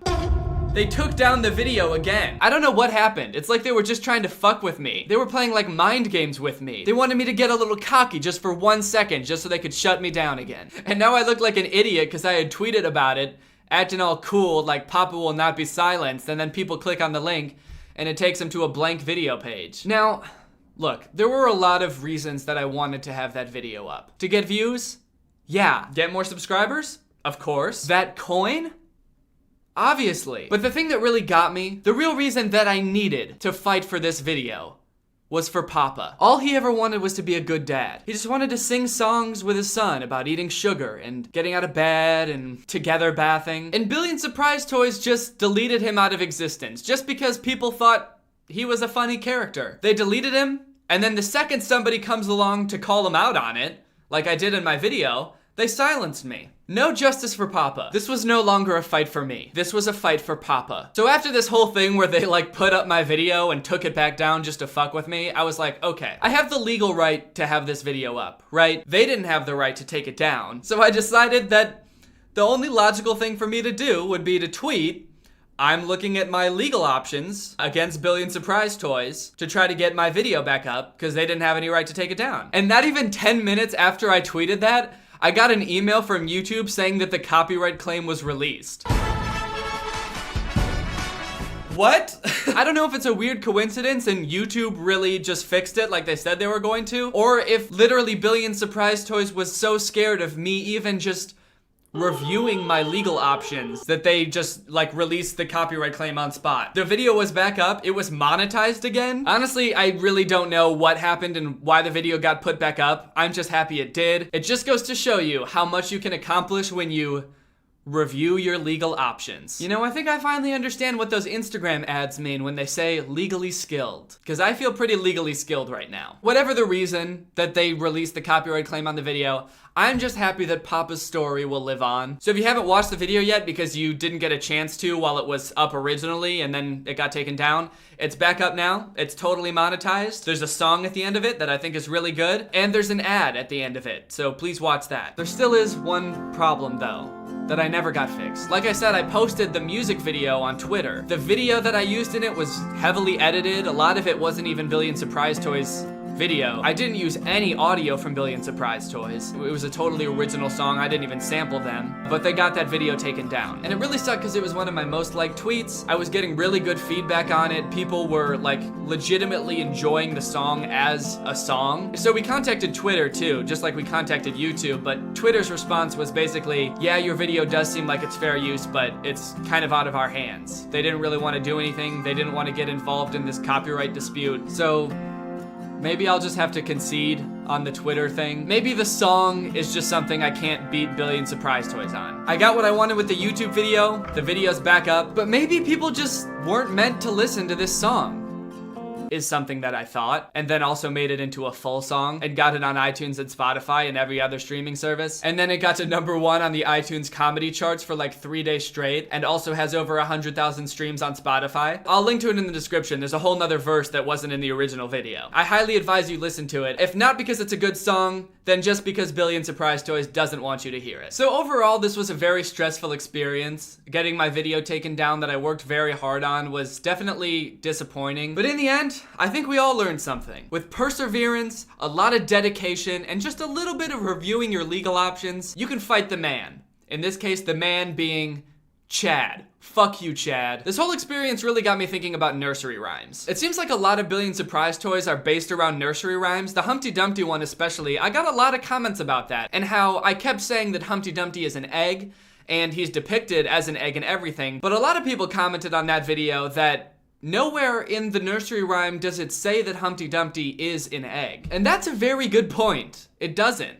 It just says that he's sitting on a wall, he had a great fall, and they can't put him back together. So when did he become an egg? Like what? How is he an egg? But literally in every depiction you could find, he's an egg. Or at least like sort of a fleshy human egg hybrid. I've seen that in a few places too. So I really got to thinking, like, what is Humpty Dumpty supposed to be? What is the nursery rhyme about? Is the nursery rhyme actually about a human falling off a wall? And when he hits the ground, he like splatters into pieces? And all of the king's horses and men are trying to put him back together? It's just like his torso and his head, and they're trying to like pop his arms and legs back into his socket like a Mr. Potato Head. Also, why are the horses helping? It says all the king's horses and all the king's men couldn't put Humpty together again. Why would the horses be able to help? The Wikipedia article for Humpty Dumpty actually says that nobody really knows what Humpty Dumpty is about. There's lots of different theories that range from King Richard III of England to a canon. I'm guessing they introduced the egg character because like the image of a human falling from a great height and splattering into pieces, and people like desperately scrambling to try to put him back together and like, I don't know, put his intestines back into his stomach and his eyes back into his socket was maybe a little bit too gruesome for children back in the old days. At least that's what I thought, until I started looking at other nursery rhymes. And they're fucked up. I think that Billion Surprise Toys actually takes a lot of inspiration from nursery rhymes because of how bizarre they are. Take this classic nursery rhyme, the lullaby song Rockabye Baby. Billion Surprise Toys actually has a video where they sing Rockabye Baby, even though they change a few of the lyrics from the original. But have you ever listened to the lyrics of that song? Like the real lyrics? Because there's a modern version, but then there's like the actual version. First off, what does Rockabye Baby mean? Rock-a-bye baby. It doesn't mean anything. It's just like a string of random words put together. I'm gonna come up with a nursery called String Sauce Camel Baby. Okay, here's the lyrics to the real Rockabye Baby song. Rockabye Baby, on the treetops, when the wind blows, the cradle will rock. When the bough breaks, the cradle will fall, and down will come baby, cradle and all. So this is like a song that's meant to soothe kids right before you put them to sleep, right? How the fuck is this supposed to be calming at all to kids? Hey, so the second you fall asleep, I'm gonna put you up in a tree during a storm, and the wind is gonna blow you off, and you're gonna fall and die. Shh, shh, shh. Good night. Why does falling from great heights seem to be a theme in nursery rhymes? Humpty Dumpty falls from a great height. Kids are apparently falling out of trees while sleeping. I feel like nursery rhymes, in my head at least, are supposed to like teach kids a lesson. They're little songs to help kids remember valuable lessons. Was falling off of shit like a big problem in the 1700s or something? I feel like every kid that listened to these two nursery rhymes probably grew up with a paralyzing fear of heights. Or at least falling asleep, because they're worried that their mom's gonna put them in a tree. Why would she put them in a tree? That makes no sense. Don't even get me started about Ring Around the Rosie.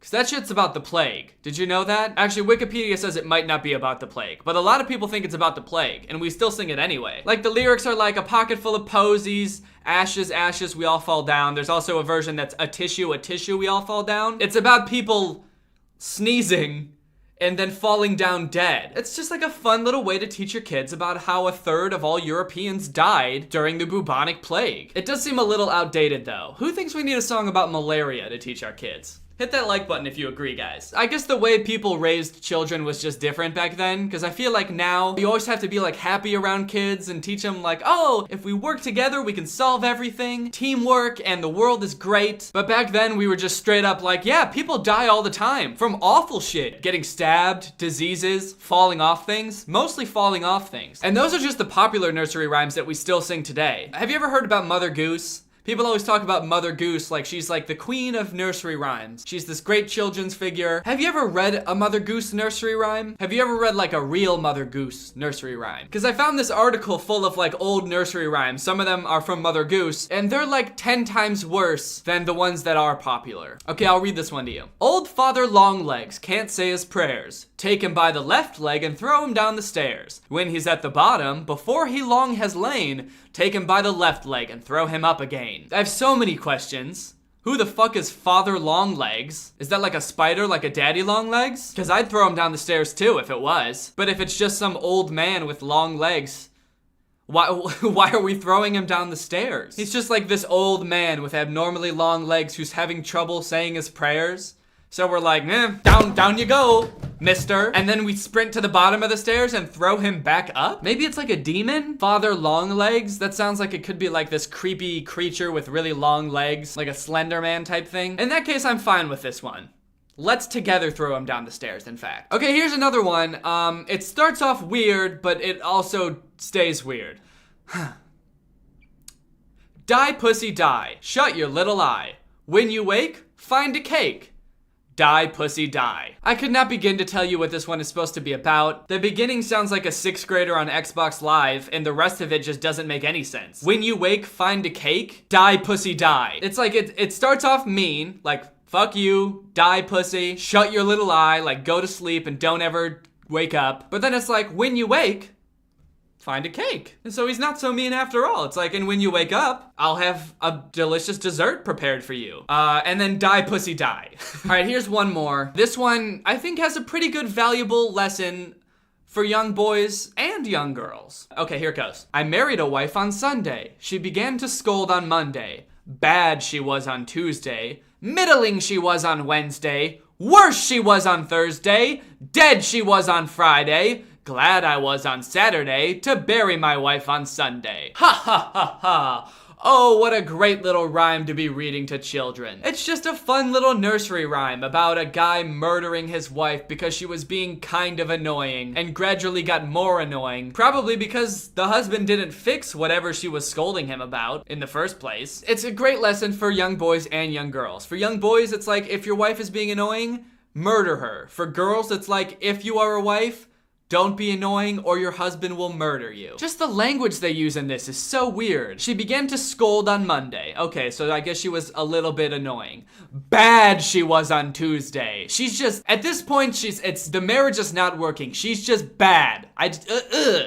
She's bad. Middling she was on Wednesday. I don't even know what that means. What does middling mean? Moderate or average in size, amount, or rank. So what the fuck does that have anything to do with your wife? Average in size? Is this like a body shaming thing? Okay, she was bad on Tuesday, but by Wednesday, she was average size. Can you believe that shit? But it only gets worse from there, as you can tell by the next line.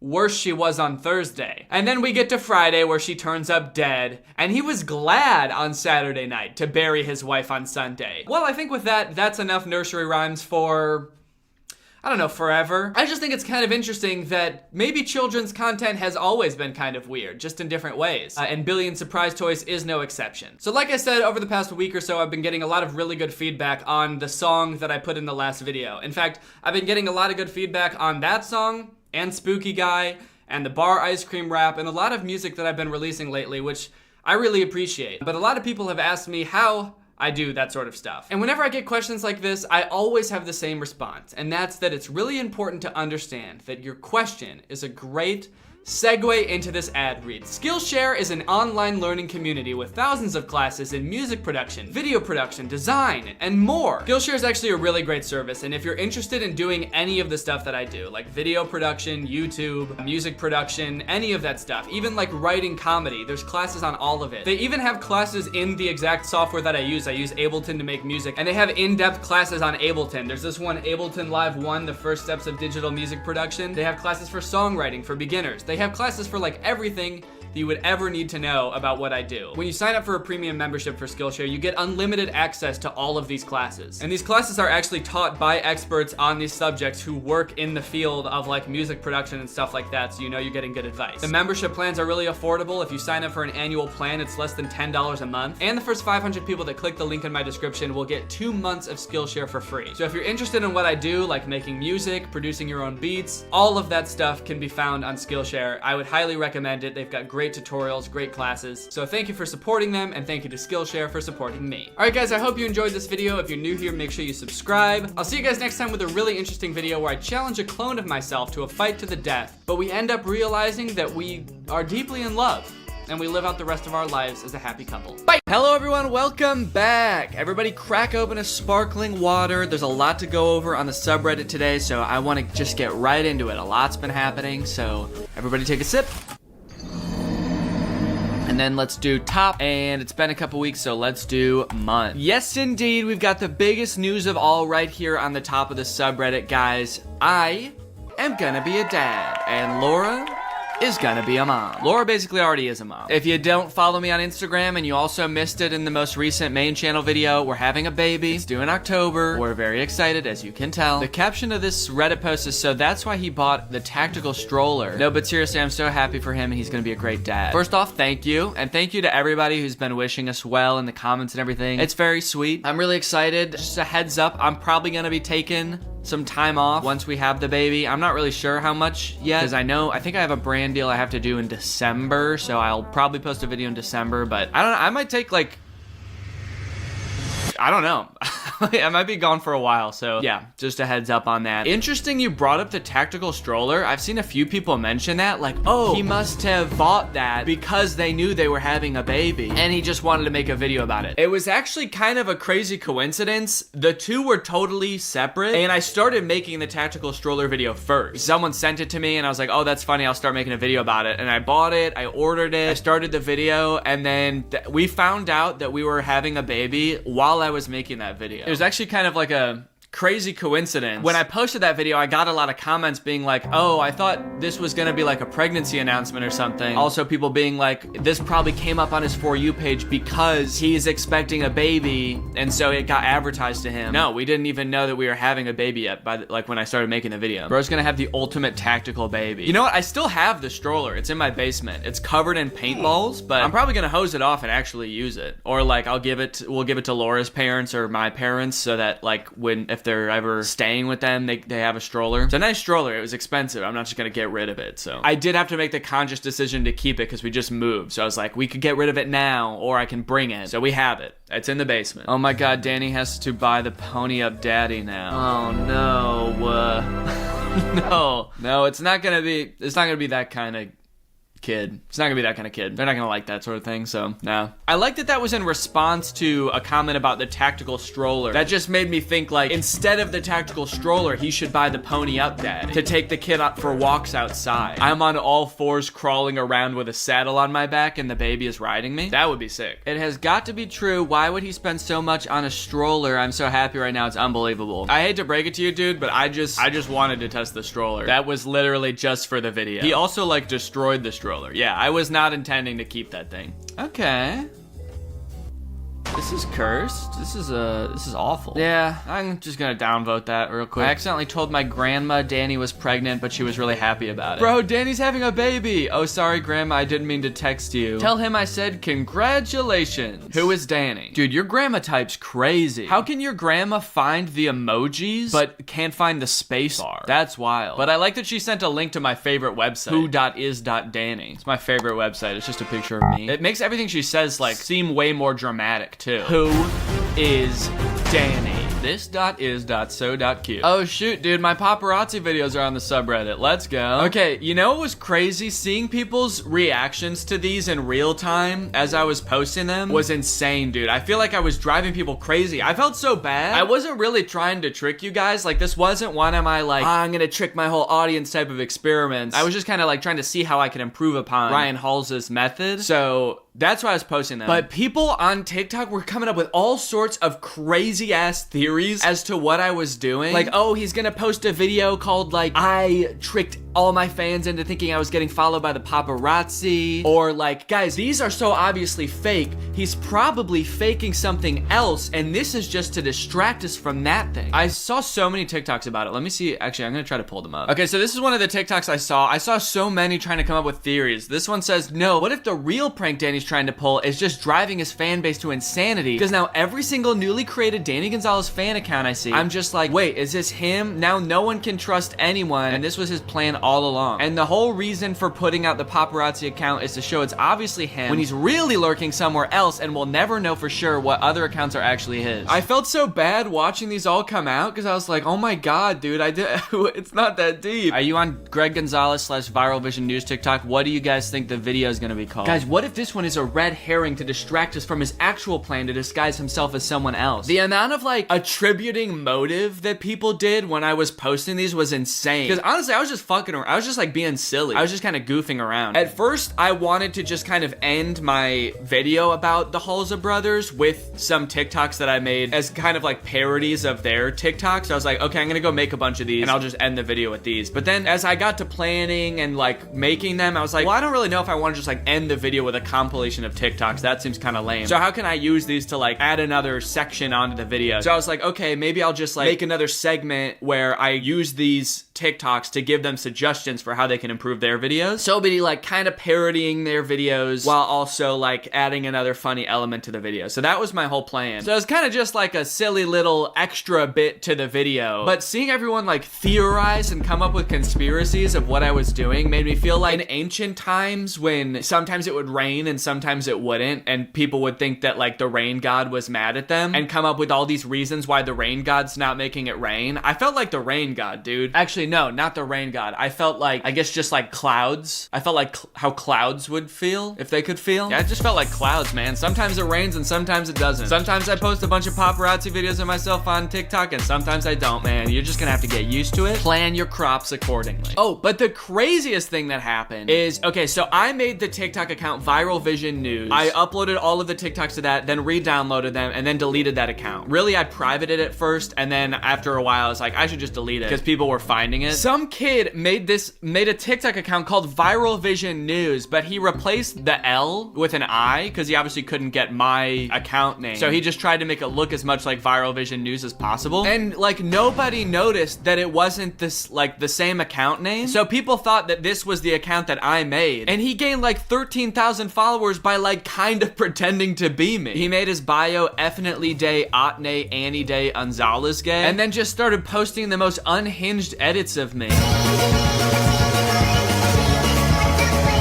It's crazy because like this really had nothing to do with my video. It was just some kid that like took an opportunity and seized it. But it's so funny because like all of the comments on this dude's videos were like genuinely chomping at the bit trying to figure out how all of this is connected. I'm so excited for whatever video this is gonna be for. For some reason you guys seem to not believe me when I say that I'm not Danny Gonzalez. You can see here that I am not him. I am a child. This is literally Danny Gonzalez, can't you tell by his voice and house style? Oh, Danny probably paid him off to make this video. Guys, when I tell you to use your critical thinking skills, I mean it so hard, dude. It's not even the same account name. There's an I in there. And people were like including this account in their conspiracies of like, okay, so he's got these fake paparazzi videos and then he's paying some 15-year-old kid to post these weird ambiguous TikToks where he keeps saying he's not Danny Gonzalez. What the fuck is going on, dude? So yeah, anyway, I thought that was funny. If I do another video like this, I should probably plan a little bit better so that the account can't be so easily spoofed maybe. But I think that the video did better because I posted all these TikToks beforehand. It was, in a way, it was kind of like a trailer for the video. Like it was like, it got people interested in what the idea of the video was before I even posted it. So I thought that was kind of cool. Yeah, I saw some people saying this. I tricked everyone into thinking my wife was pregnant.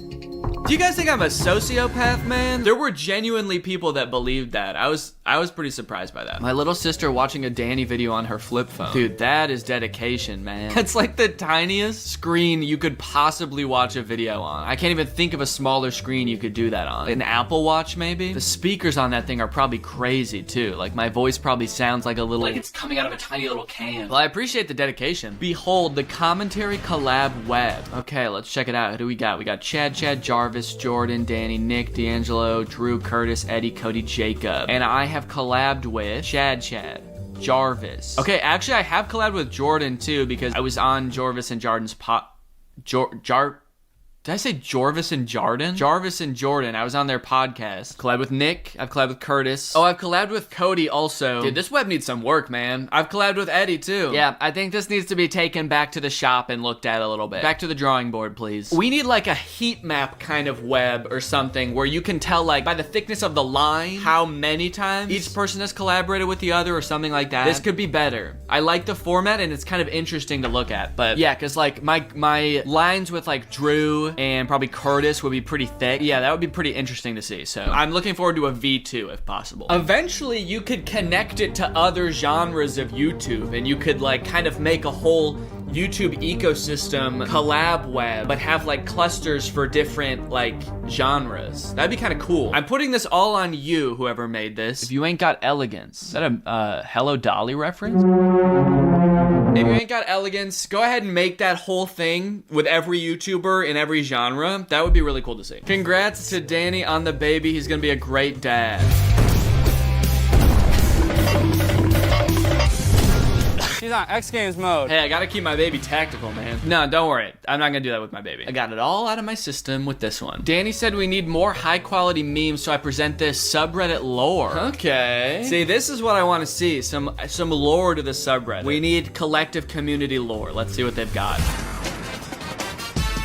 Okay, user best penalty 3475 calculating what facial feature to remove from Danny. We got Greg's arguing over the secret to Danny's eternal youth. How Danny feels after using the tack light.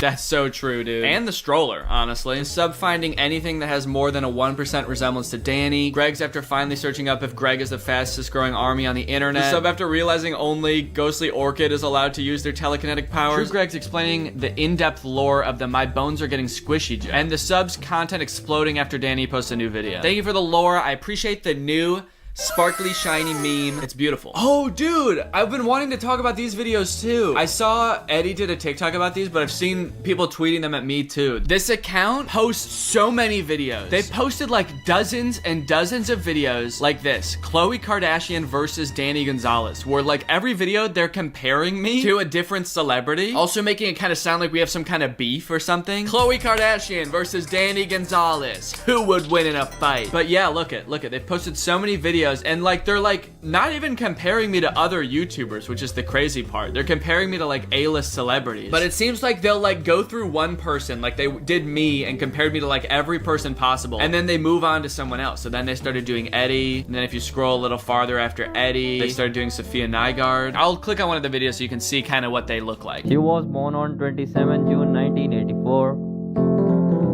Currently in 2023, her age is 38. Okay, so that's Khloe. There's a lot of facts about Khloe. He goes through a bunch. The verses just makes it seem like he's comparing like how tall Khloe is to how tall I am, and like the audience is left to decide like who won. This is like epic rap battles of history in a way. Number 2, his name is Danny Gonzalez. He was born on June 12, 1994. So true. And currently in 2023, he is 28 years old. Yes, dude, he is spitting. He is 5 feet 11 inch tall. His weight is 70 kilograms.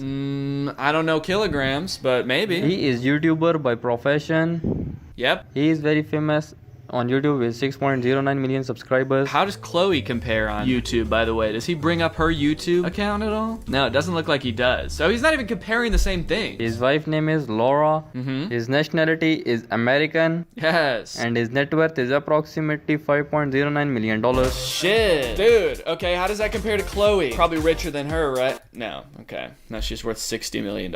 So anyway, yeah, this account is awesome. I was honestly so curious how I compared to Olivia Rodrigo. So this is great. I can just click on this video and like check it out anytime. Olivia Rodrigo. Yes. She was born on February 20, 2003. Number 2, his name is Danny Gonzalez. He was born on June 12, 1994. And currently in 2023, he is 28 years old. I don't like that the music stops when he gets to me. The music was playing through the whole Olivia Rodrigo part. Olivia Rodrigo. This makes it seem so ominous that you stop the music when you start talking about me. Why don't I get the music? Horror music starts playing. He was born on June 12, 1994. And currently in 2023, he is 28 years old. This makes it seem like I went missing or something. All right, well, anyway, thank you to Reality in Fact for the post. Okay, well, yeah, we got another Pride Month shout out. What's up, Pride Month? Hello, gays.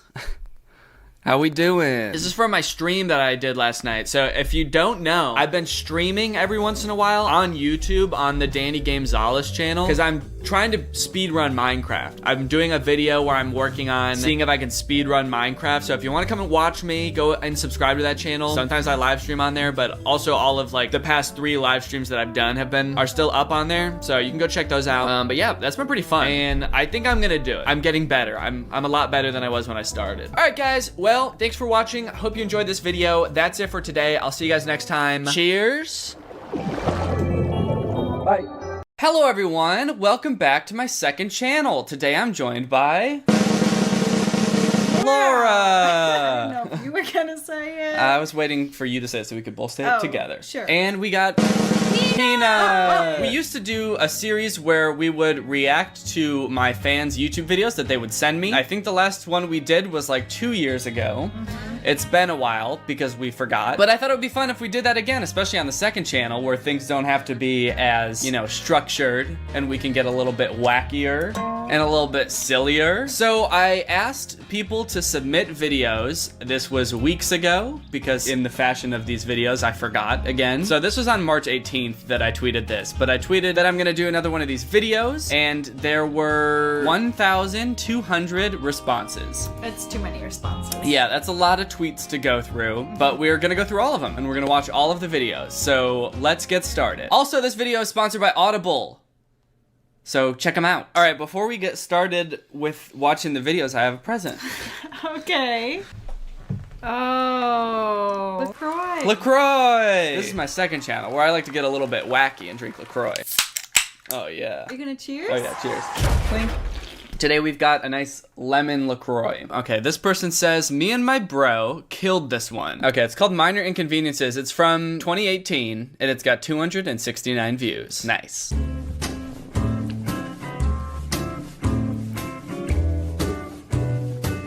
It's nice of them to tell us that it's a comedy sketch video before it starts. Do not mistake this for anything else. This isn't gonna be sad, okay? So you're not supposed to cry during it. You're supposed to laugh, just so you know. And also, this isn't real. It's just a comedy sketch video. Just checking how long it is. Okay. What, are you already bored? I just want to know what I'm signing up for, you know? DVD case, and it's not the DVD that he wanted. And he goes, right. I'm on the edge of my seat.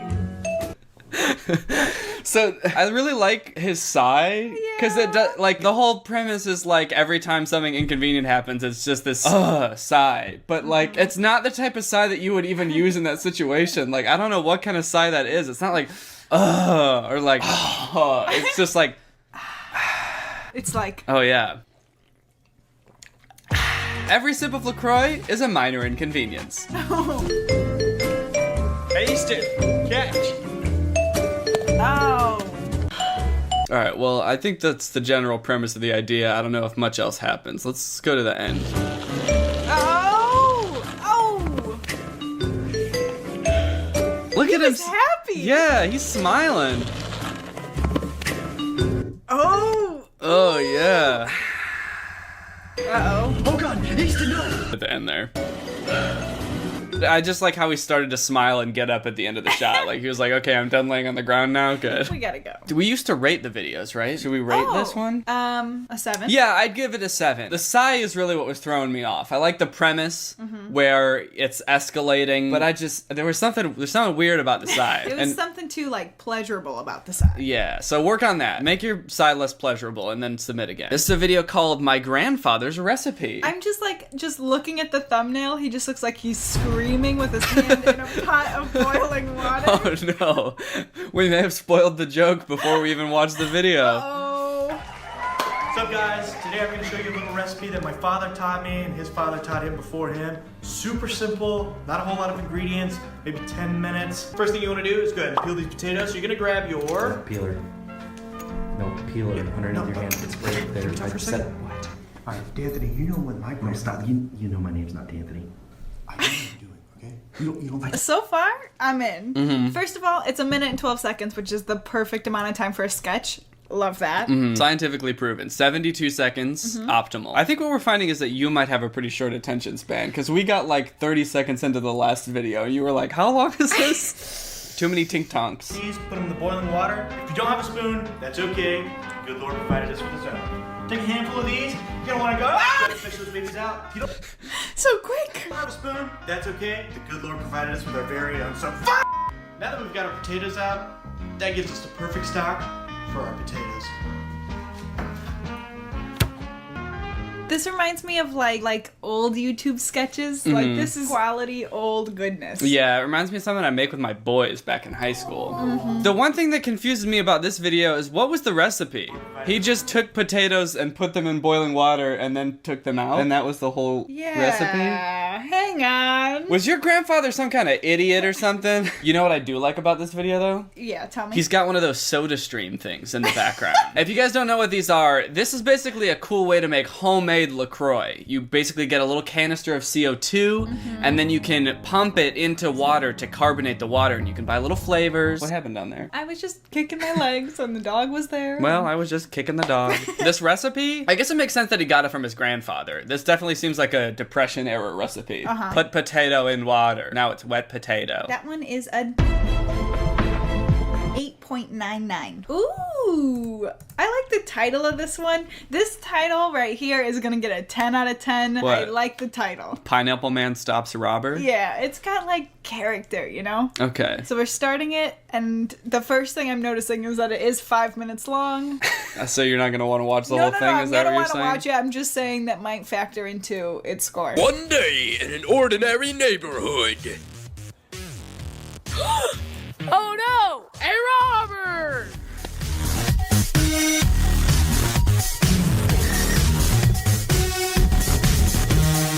Why is the robber wearing a cape? I don't know. He's a super robber. Yeah, he do be kind of sneaking though. Like, Sneaking so hard. look at him sneak. I know who to call. When you're in trouble, you know who to call. There's one superhero who's better. Did you sing this? Huh? Did you sing this? That doesn't sound like my voice. Okay. No, what the fuck? When you're in trouble, you know who to call. There's one superhero who's better than him all, Pineapple Man. What makes him Pineapple Man? He just has a pineapple on his shirt? Yeah. Okay. I'm curious to see if he has any, like, pineapple powers, or what is, like... What would a pineapple power be? To make your mouth hurt? Yeah.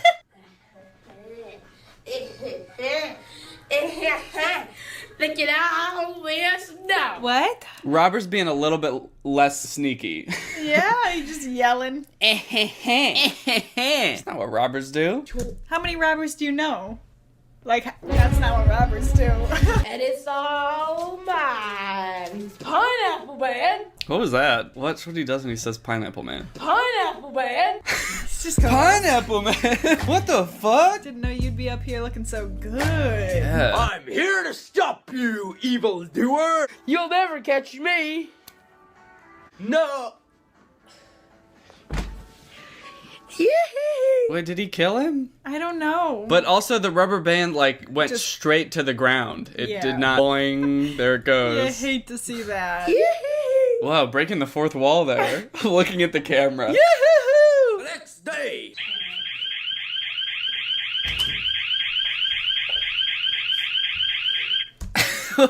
I feel like whoever directed this video didn't tell him how we were supposed to react to that, and so he was just like trying out everything. He was like, Is this good? Stop right there, evildoer. What you gonna do? I'm gonna fight crime. That's what I'm going to do. Guess you haven't seen my superpower yet. so far the robber is the only one with a superpower, and Pineapple Man just climbs through windows and gets knocked out by rubber bands. Uh-oh. And look, now he's dead. That is not good news. What an underwhelming superhero. Yeah. The end. Bloopers. Wait. It's called Pineapple Man Stops Robber. Pineapple Man Stopped No Robber. The thing I've got an issue with is that this video is 5 minutes long, and the actual video is only 2 minutes long, and the rest is gonna be bloopers apparently. What are we gonna rate this one? They had costumes. Like a 5. Here, have some chaos to look at, this person says. People just moving TV. It's a bit. It's just a bit, don't worry. I like that. Like, this is the theme for these videos. People had to tell you it's not real. It's just a joke. Please don't be offended by this. This one's got, like, production quality. Yeah, I guess they made this recently. Oh. It's got 500 views. That is all. Man, I can't believe Mr. Mills let us get this TV for him. I know, right? It's 4K, but wait, you gotta make sure not to drop it. It's expensive. Yeah, and it's also raining. Yeah. Oh! You were supposed to hold it! Yeah, just fix it. I'm gonna have to Leave it on the ground. It was fine the way it was. Oh my God! Commitment! Yeah, that was pretty good. That was a good hit. They really thwacked him. Oh, look at that reaction, too. Oh, he knows he's about to get hit. Look at that. He's leaning into it. He's like, you see come that? at me. Yes! Wow, look at it. It looks like glass shattering, but I think that's like water. When I first saw that, I thought it was like snot. Just Oh, jeez. coming out. How much snot did you think he had? It's rainy. I don't know. I like that the dog is also committing equally. He's like, yo, guys. Yeah, I like this because I know that if we ever tried to film something like this, Peanut would do that also. She'd be Yes. like, no, stop. Play with me instead.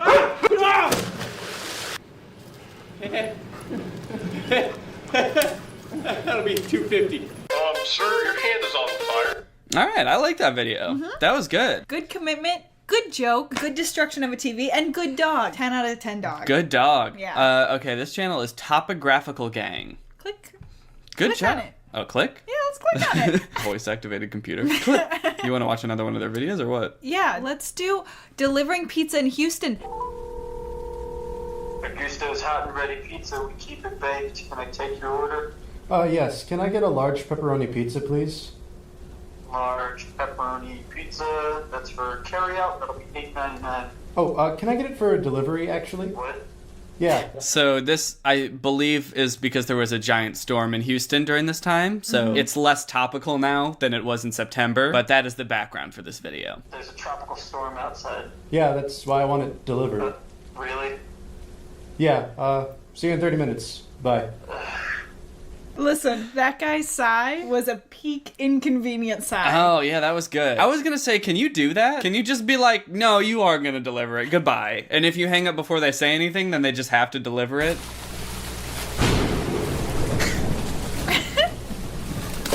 Oh, listen, they commit. Yeah. They commit. He doesn't know what's in that water, and he just whoop right down. Yeah, there could be anything in that water. You're 30 minutes late. Why is it wet? That's disgusting. I'm not paying for that. Aww. Oh, that's it. That was kind of a sad ending. I'm glad that we knew the first one was a bit. This one doesn't say it's a bit. Maybe it's not a bit. Yeah, was that real? Uh-oh. Or were you guys just being silly? Are you 'Cause goofing? this is my second channel where we like to get silly and wacky, so if that wasn't silly, you guys have to tell us so I don't put it in the video. Okay, this next video is called 1 Subscriber Special. Aww. So she got a subscriber for some reason, and this is for you, my guy. 1 subscriber special. Listen. And that was the whole video. Now she's got 6. Oh shit, she's got 6 subscribers. Also, did she have a video before that? Like, how did she get the 1 subscriber? Yeah, that's a good question too. Let's go to her channel and check it out, because I want to see if she's got another. Oh, yeah, she's got a 5 subscriber special. Okay, but she didn't have any videos before then. Who subscribed? Well, now she's got 5, so let's check it out.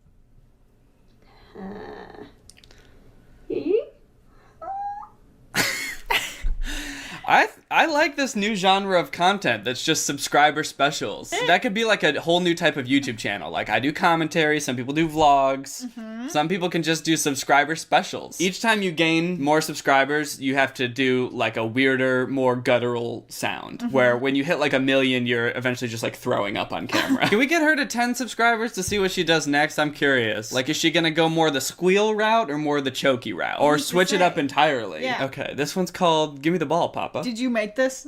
Did you make this? No, Okay. but I will say we play Mario Party. We really like Mario Party, and I do recognize this is a game from Mario Party. So it's probably gonna get a 10 out of 10 if it's a good Mario Party meme. Start.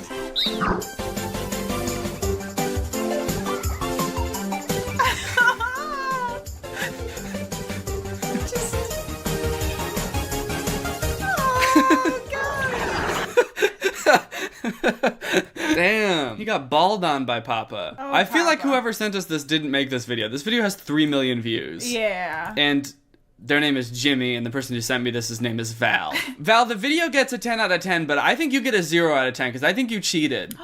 Anyway, that's enough videos, I would say. Can I give like an award? Can we give an award? Oh, sure. What should the award be called? The Golden LaCroix Award.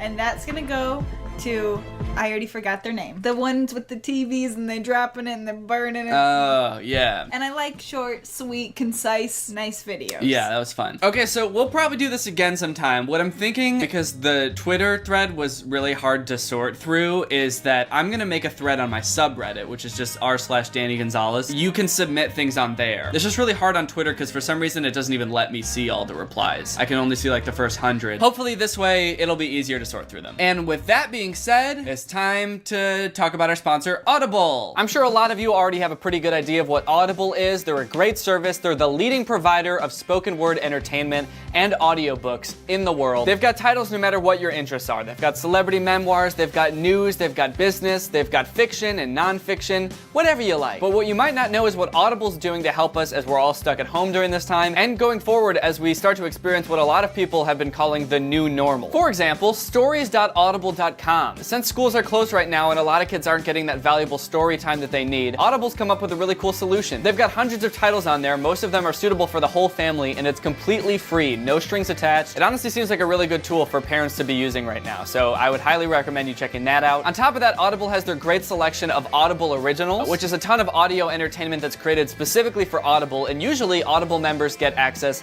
to 2 of these titles per month. But now, since we've got so much more free time, Audible is giving all of its members unlimited access to the Audible Originals. So go ahead, listen to your heart's content. I've always kind of wanted to get into reading Stephen King books, but I've been intimidated because they're so long. But Audible's got lots of Stephen King books, and I just started listening to it, and it's been great so far. Lately, since I haven't been going to the gym, I've just been going for runs outside in nature. And I don't know about you guys, but when I run, I get out of breath and I get sweaty and it hurts. And a great way to occupy your mind from that is by listening to an audiobook. Guaranteed, my dude. So if you need a little escape or you just want to spice up your life a little bit, visit audible.com/furious or text Furious to 500-500 because this is my second channel, Too Danny Too Furious. I am Danny, and I am furious. I love Audible. I think they're great. I use them myself. I really think you guys would enjoy them too. So thanks for checking out Audible, and thank you to Okay, that's the end. What's up, guys? It's me, Danny, and today we're going to be talking about the hottest trend on YouTube right now, and it's not what you think. It is not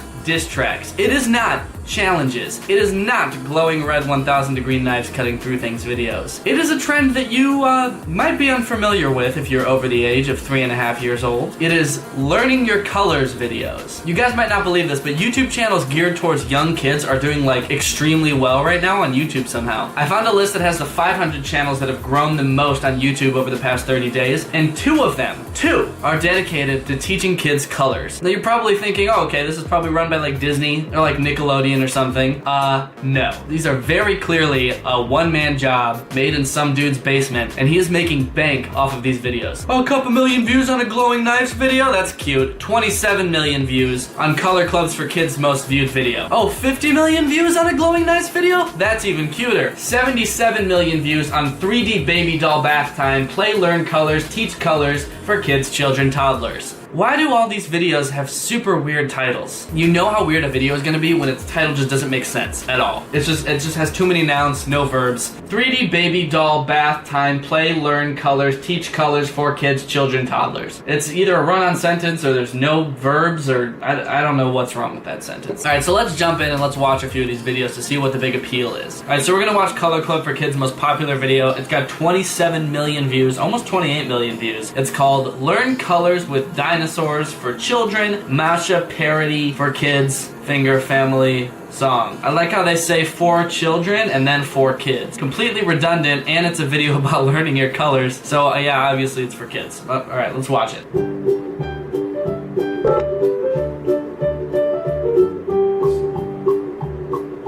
Purple. Okay, I'm just gonna stop it right there. A few things. First off, you can tell that this is just a one-man operation. Some dude in his basement just cranking these videos out. He didn't even bother to animate the dinosaur walking down. He just got a picture of a dinosaur, made it purple, and then just literally just dragged it down the screen. And then that fucking mouth movement? He did not even try. He just stretched he just like warped the picture to be stretched out. Just like, Pink. Again with the stretching the heads out thing. At least he used a different dinosaur this time. Like, at least it's not the same dinosaur, just a different color over and over. But honestly, the pink and purple is kind of confusing. I feel like this purple dinosaur is like pretty close to the pink color used on this. Purple and pink are really close together. Kind of hard to tell them apart. Am I colorblind? Alright, I think I get the gist of this video so far. I'm gonna skip ahead to see... Oh, actually he did use the same dinosaurs twice. You got long neck, T-Rex, another T-Rex, I guess. Alright, so let's skip to the next segment here. One. Two. Alright, now we're learning counting. Alright. I can't think of any jokes about this part. It's just fucking weird. 4.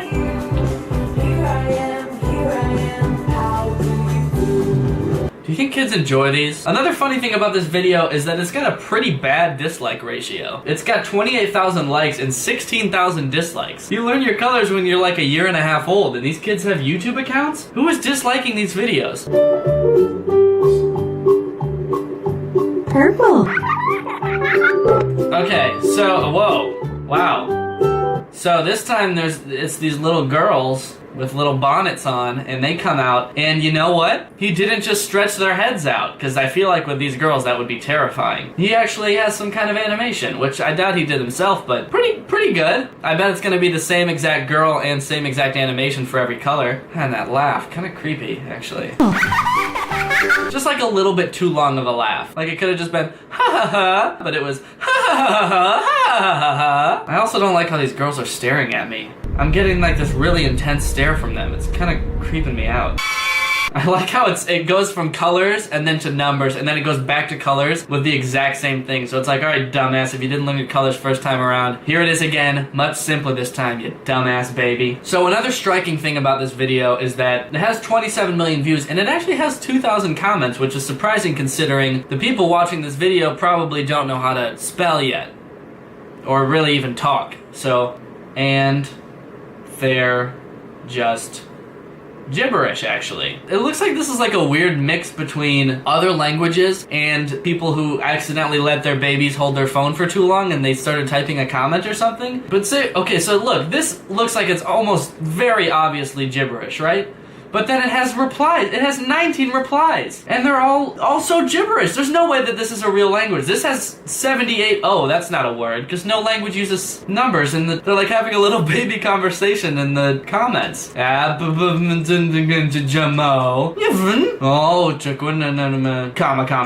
1. Okay. Alright, so now we're going to go to this next YouTube channel called Billion Surprise Learn Colors and Nursery Rhymes. Now, I watched a little bit of one of these videos and it is considerably more creepy than the last one. So if you felt like a little weird about the first one, you might want to turn the video off now because it just gets like really weird. I'll be honest, the animations in this one are a little more impressive. It might be a whole production studio creating this one. It's a production studio of psychos, but they really are pulling off a whole operation here. So let's check out their most popular video, which has 77 million views. It is called 3D Baby Doll Bath Time, Play, Learn Colors, Teach Colors for Kids, Children, Toddlers. Again, what is up with these titles? Let's watch the video. Billion Surprise Toys. Alright, I did not like that title sequence one bit. That was creepy. Billion Surprise Toys! What accent is that also? Isn't this teaching English colors to babies?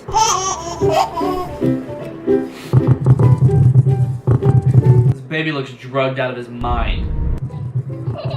Balls are falling from the sky into this tub. This baby is just chilling, dude. Baby gets up. Ooh, baby's getting in the tub. Alright, what the fuck is going on with this penguin on the side of the tub, though, real quick? It's just floating there. Twitching. What is going on there?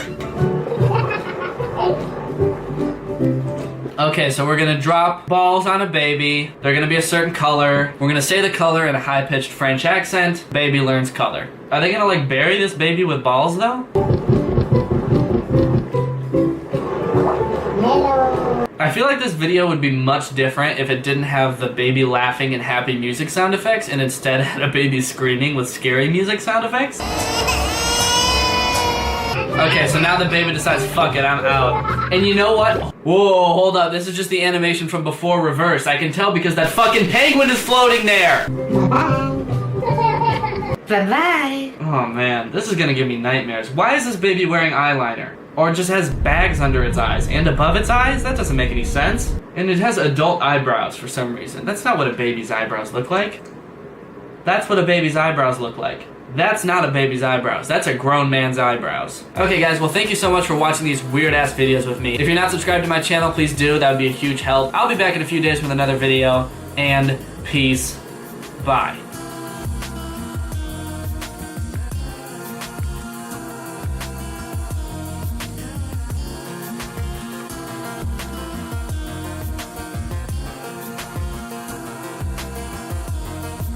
What's up, Greg? I hope you're all having a great day. Welcome back to my channel. This, of course, is another episode of That Yummy Yum. That Yummy Yum?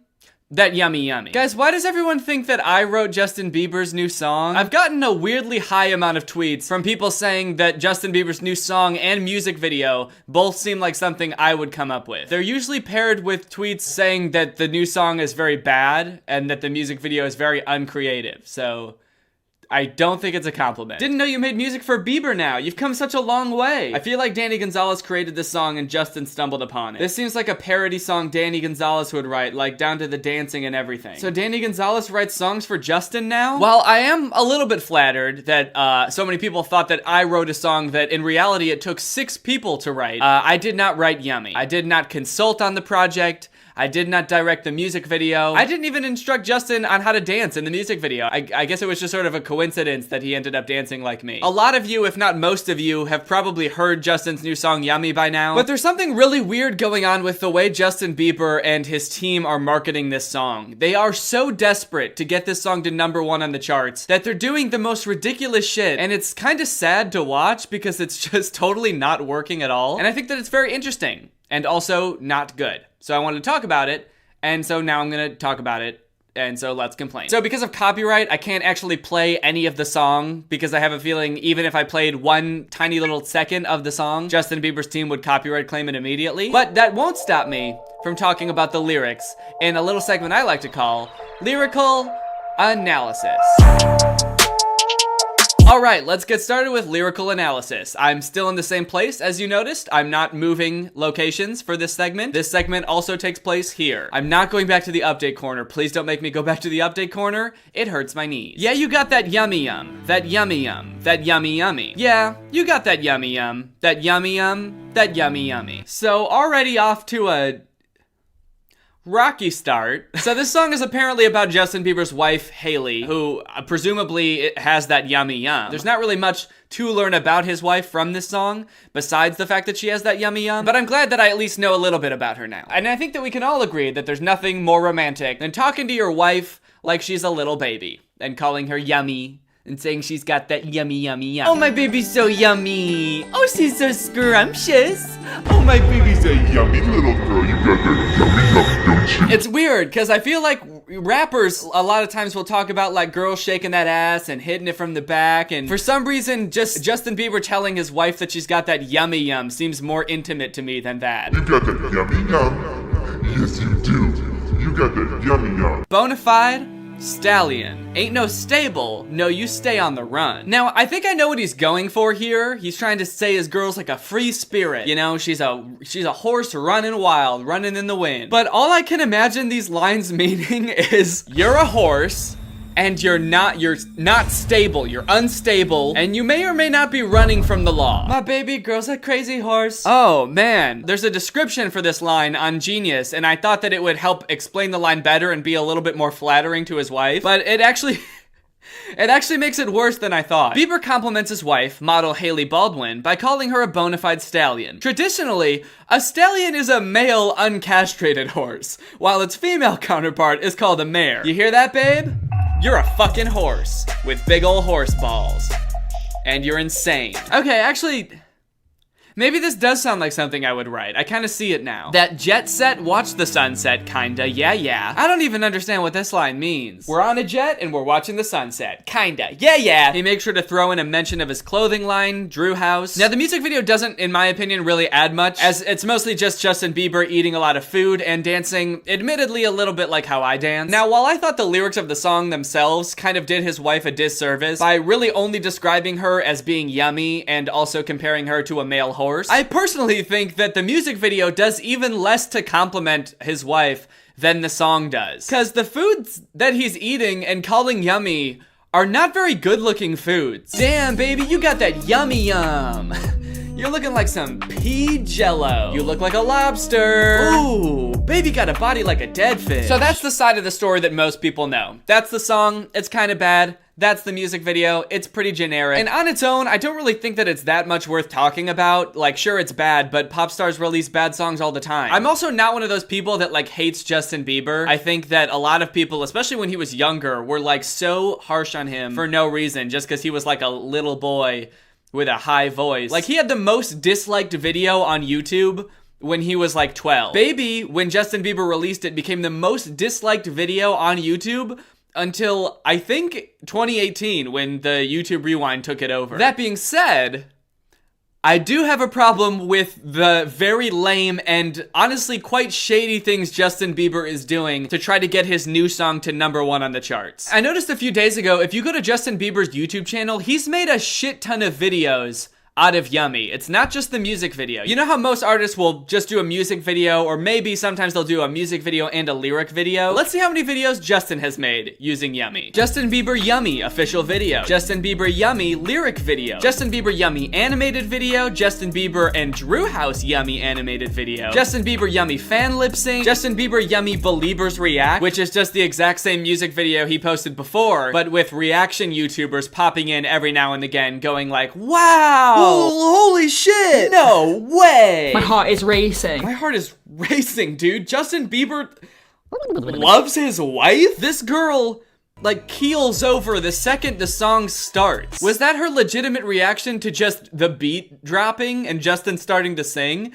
That happens in all of Justin's songs. It's not very surprising or unique to this one. Oh, shit! Justin's singing on this one? Yo, I did not expect that, guys. Woo! Woo! The beginning of the song. Fuck yeah! A lot of these reactions seem very forced. I'm not saying they are. I'm sure there's people who legitimately enjoy this song. I'm not trying to knock that. You can like whatever you want. But the people who made this video definitely cherry-picked the reactions, so much so that the reactions in this video seem like totally not real. And then the last one is called Yummy Food Fight.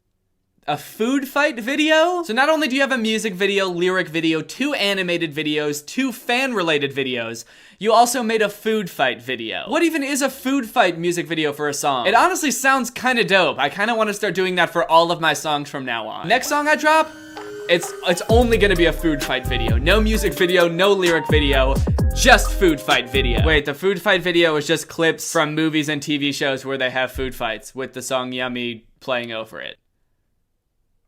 Oh. So, a lot of you might be wondering why. Why is Justin Bieber uploading so many videos with his song in it? Isn't a music video and lyric video, isn't that enough? I can't say for sure, but I think I know why. So for a while now, the Billboard charts for songs have included YouTube streams, but recently, just this year, I think January 3rd, they started counting YouTube streams for albums as well, their album charts. So I assume he's doing this so that Yummy gets to the top of the charts for singles, and then once he releases the album that Yummy is on, that will also get to the top of the charts. So I guess it makes sense why he's doing this, but it still seems like so lame. What, just uploading all of these videos that it's not adding anything. Does anyone care that some editor that Justin paid stitched together a bunch of food fight footage with his song over it? Like, how is that interesting or neat?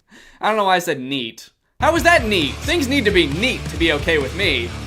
That's why they call me Neat Dan. So not only does Justin Bieber have all of these songs on his channel, he's also clearly commissioned other popular YouTubers to post videos using the song. I'm assuming that he paid them in some way, or just having his name attached to things is payment enough for some people. He made a video with Lele Pons, and when I say with, I mean he wasn't actually there. He just FaceTimed Lele Pons at the beginning of the video, and then the rest of the video is Lele Pons and her friends dancing to the song. Hey, Justin. What's going on? Hey, I loved your song, Yummy. I swear. And I'm not the only one that likes it. I promise. Thank you, promise. I wonder if they made her say she likes Yummy. It seems like such a weird, unnatural way to start the video. Hey, Justin, I swear I like your song. I swear I do. I don't know how in this video Justin Bieber comes across as so simultaneously disinterested, but also like super insecure about his song. Like, what does he even do? He's like looking off to the side. He's not even looking at her, but then when she says she likes the song, he's like, do you promise? I promise. You promise you like the song? Thank you, promise. Oh, you gotta prove it. I will prove it. I will prove it. I have all my friends here love it, so I'm gonna prove it. We all love it. You gotta prove it! You gotta prove you like my song! I don't believe you, because everyone keeps saying they like the song, but then it's not #1 on the chart, so I feel like people are lying to me. Prove you like the song! The only way I'll believe you is if you make a whole video of you and all of your famous friends dancing to it. You must dance with King Batch to my song! That's the only way you'll earn my trust. Oh, Justin Bieber is also dancing to the song. He's just on FaceTime. Why could he not even make the effort to be there? Did he even want to do this?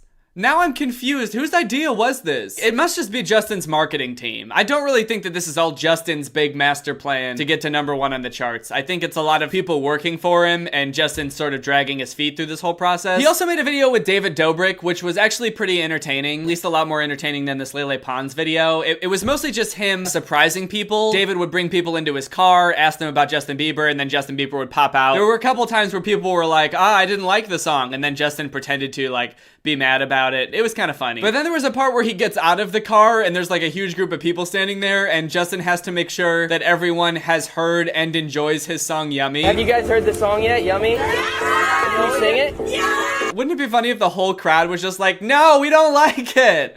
It's not very good, Justin. And then he makes them prove it. Again, he makes them sing the song. He's like, you gotta prove that you have heard my song. Sing the word in the song. Another weird promotional thing that Justin was doing was in the lead up to when he was dropping the song, he kept posting pictures of babies on his Instagram, and the only caption he would put for them was #yummy. Wait, I thought yummy was like a sexual thing. Is it not a sexual thing? Or at the very least a romantic thing? Was I wrong? Did I misinterpret the whole song? Because surely Justin Bieber isn't saying that these babies are sexy. Right? So what does yummy mean aside from like, oh, you're sexy? What do these babies have that Justin Bieber's wife also has?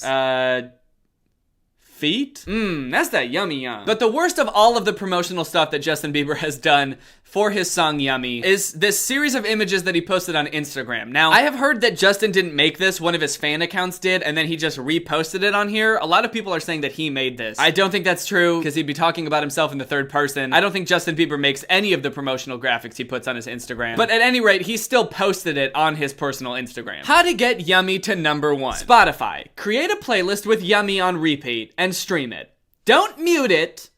Play it at a low volume. Let it play while you sleep. If you're not from the US, you can download a VNP app. I assume they mean a VPN app, like ExpressVPN. Set the VPN to US, and then create a Spotify account. Holy shit, what a shady thing to tell your fans to do. Play the song on repeat over and over all night while you sleep. It almost seems like an admission by whoever made this that the song isn't very good, because it's like, listen, dude, you don't have to listen to it while you're awake, all right? Just put it on while you sleep. We just need to get Justin Bieber those sweet, sweet streams. iTunes. Buy the song on iTunes. Buy the song multiple times on Justin's website. The weird thing is, I feel like Justin Bieber is so rich that if he really wanted to, couldn't he just buy the song so many times that the song goes to #1 on the charts? I don't know how flexible Billboard's rules are, but like, a purchase is a purchase, and if he buys it 50 million times, you know, who's to say that's not legit? Remember, this is Justin's comeback, and if we all come together, we can give him his 6th #1 on the Billboard Hot 100. Share this post with everyone you know. Let's do this! I mean, that sentence pretty much says it all. We can get Justin his 6th #1 on the charts. Why does he need 6? That's like the shadiest part of all of this, is that Justin Bieber has already had 5 #1s. Why does he need to cheat the system to get his 6? It seems like a weird ego thing where it's like, I have to be the most popular in the world. So anyway, that's my thoughts on the whole situation. I guess when you think about it, the moral of the story here is stream Yummy. But by me, not Justin. Hey girl, you looking good? I hope this doesn't come off as too inappropriate, but ha! You got that yummy on. You're a ooey gooey, yummy, yummy, tasty little snack. I'ma hit it from the back, babe. You're a chewy, chunky, gummy, wummy, tasty little treat. Put this record on repeat, listen while you sleep, baby. Baby, you're a princess, ooh, you look delicious. Make me want a chef's kiss, mwah, mwah, mwah. Yummy. Body like a dead fish, face like scrambled eggs, bitch. That's a balanced breakfast, yeah. I know just what you wanna hear. You're looking like lasagna, and you know you make me wanna, ooh, make all your problems disappear. You look like ravioli, and I got the formula, babe. You're a ooey gooey, yummy, yummy, tasty little snack. I'ma hit it from the back, babe. You're a chewy, chunky, gummy, wummy, tasty little treat. Put this record on repeat, listen while you sleep, baby.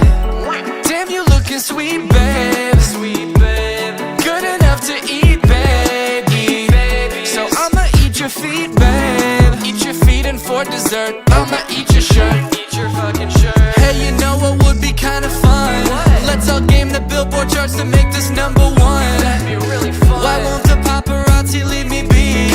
Please just treat me like a person, I'm not a piece of meat. You're a ooey gooey, yummy, yummy, tasty little snack. I'ma hit it from the back, babe. You're a chewy, chunky, gummy, wummy, tasty little treat. Put this record on repeat, listen while you sleep.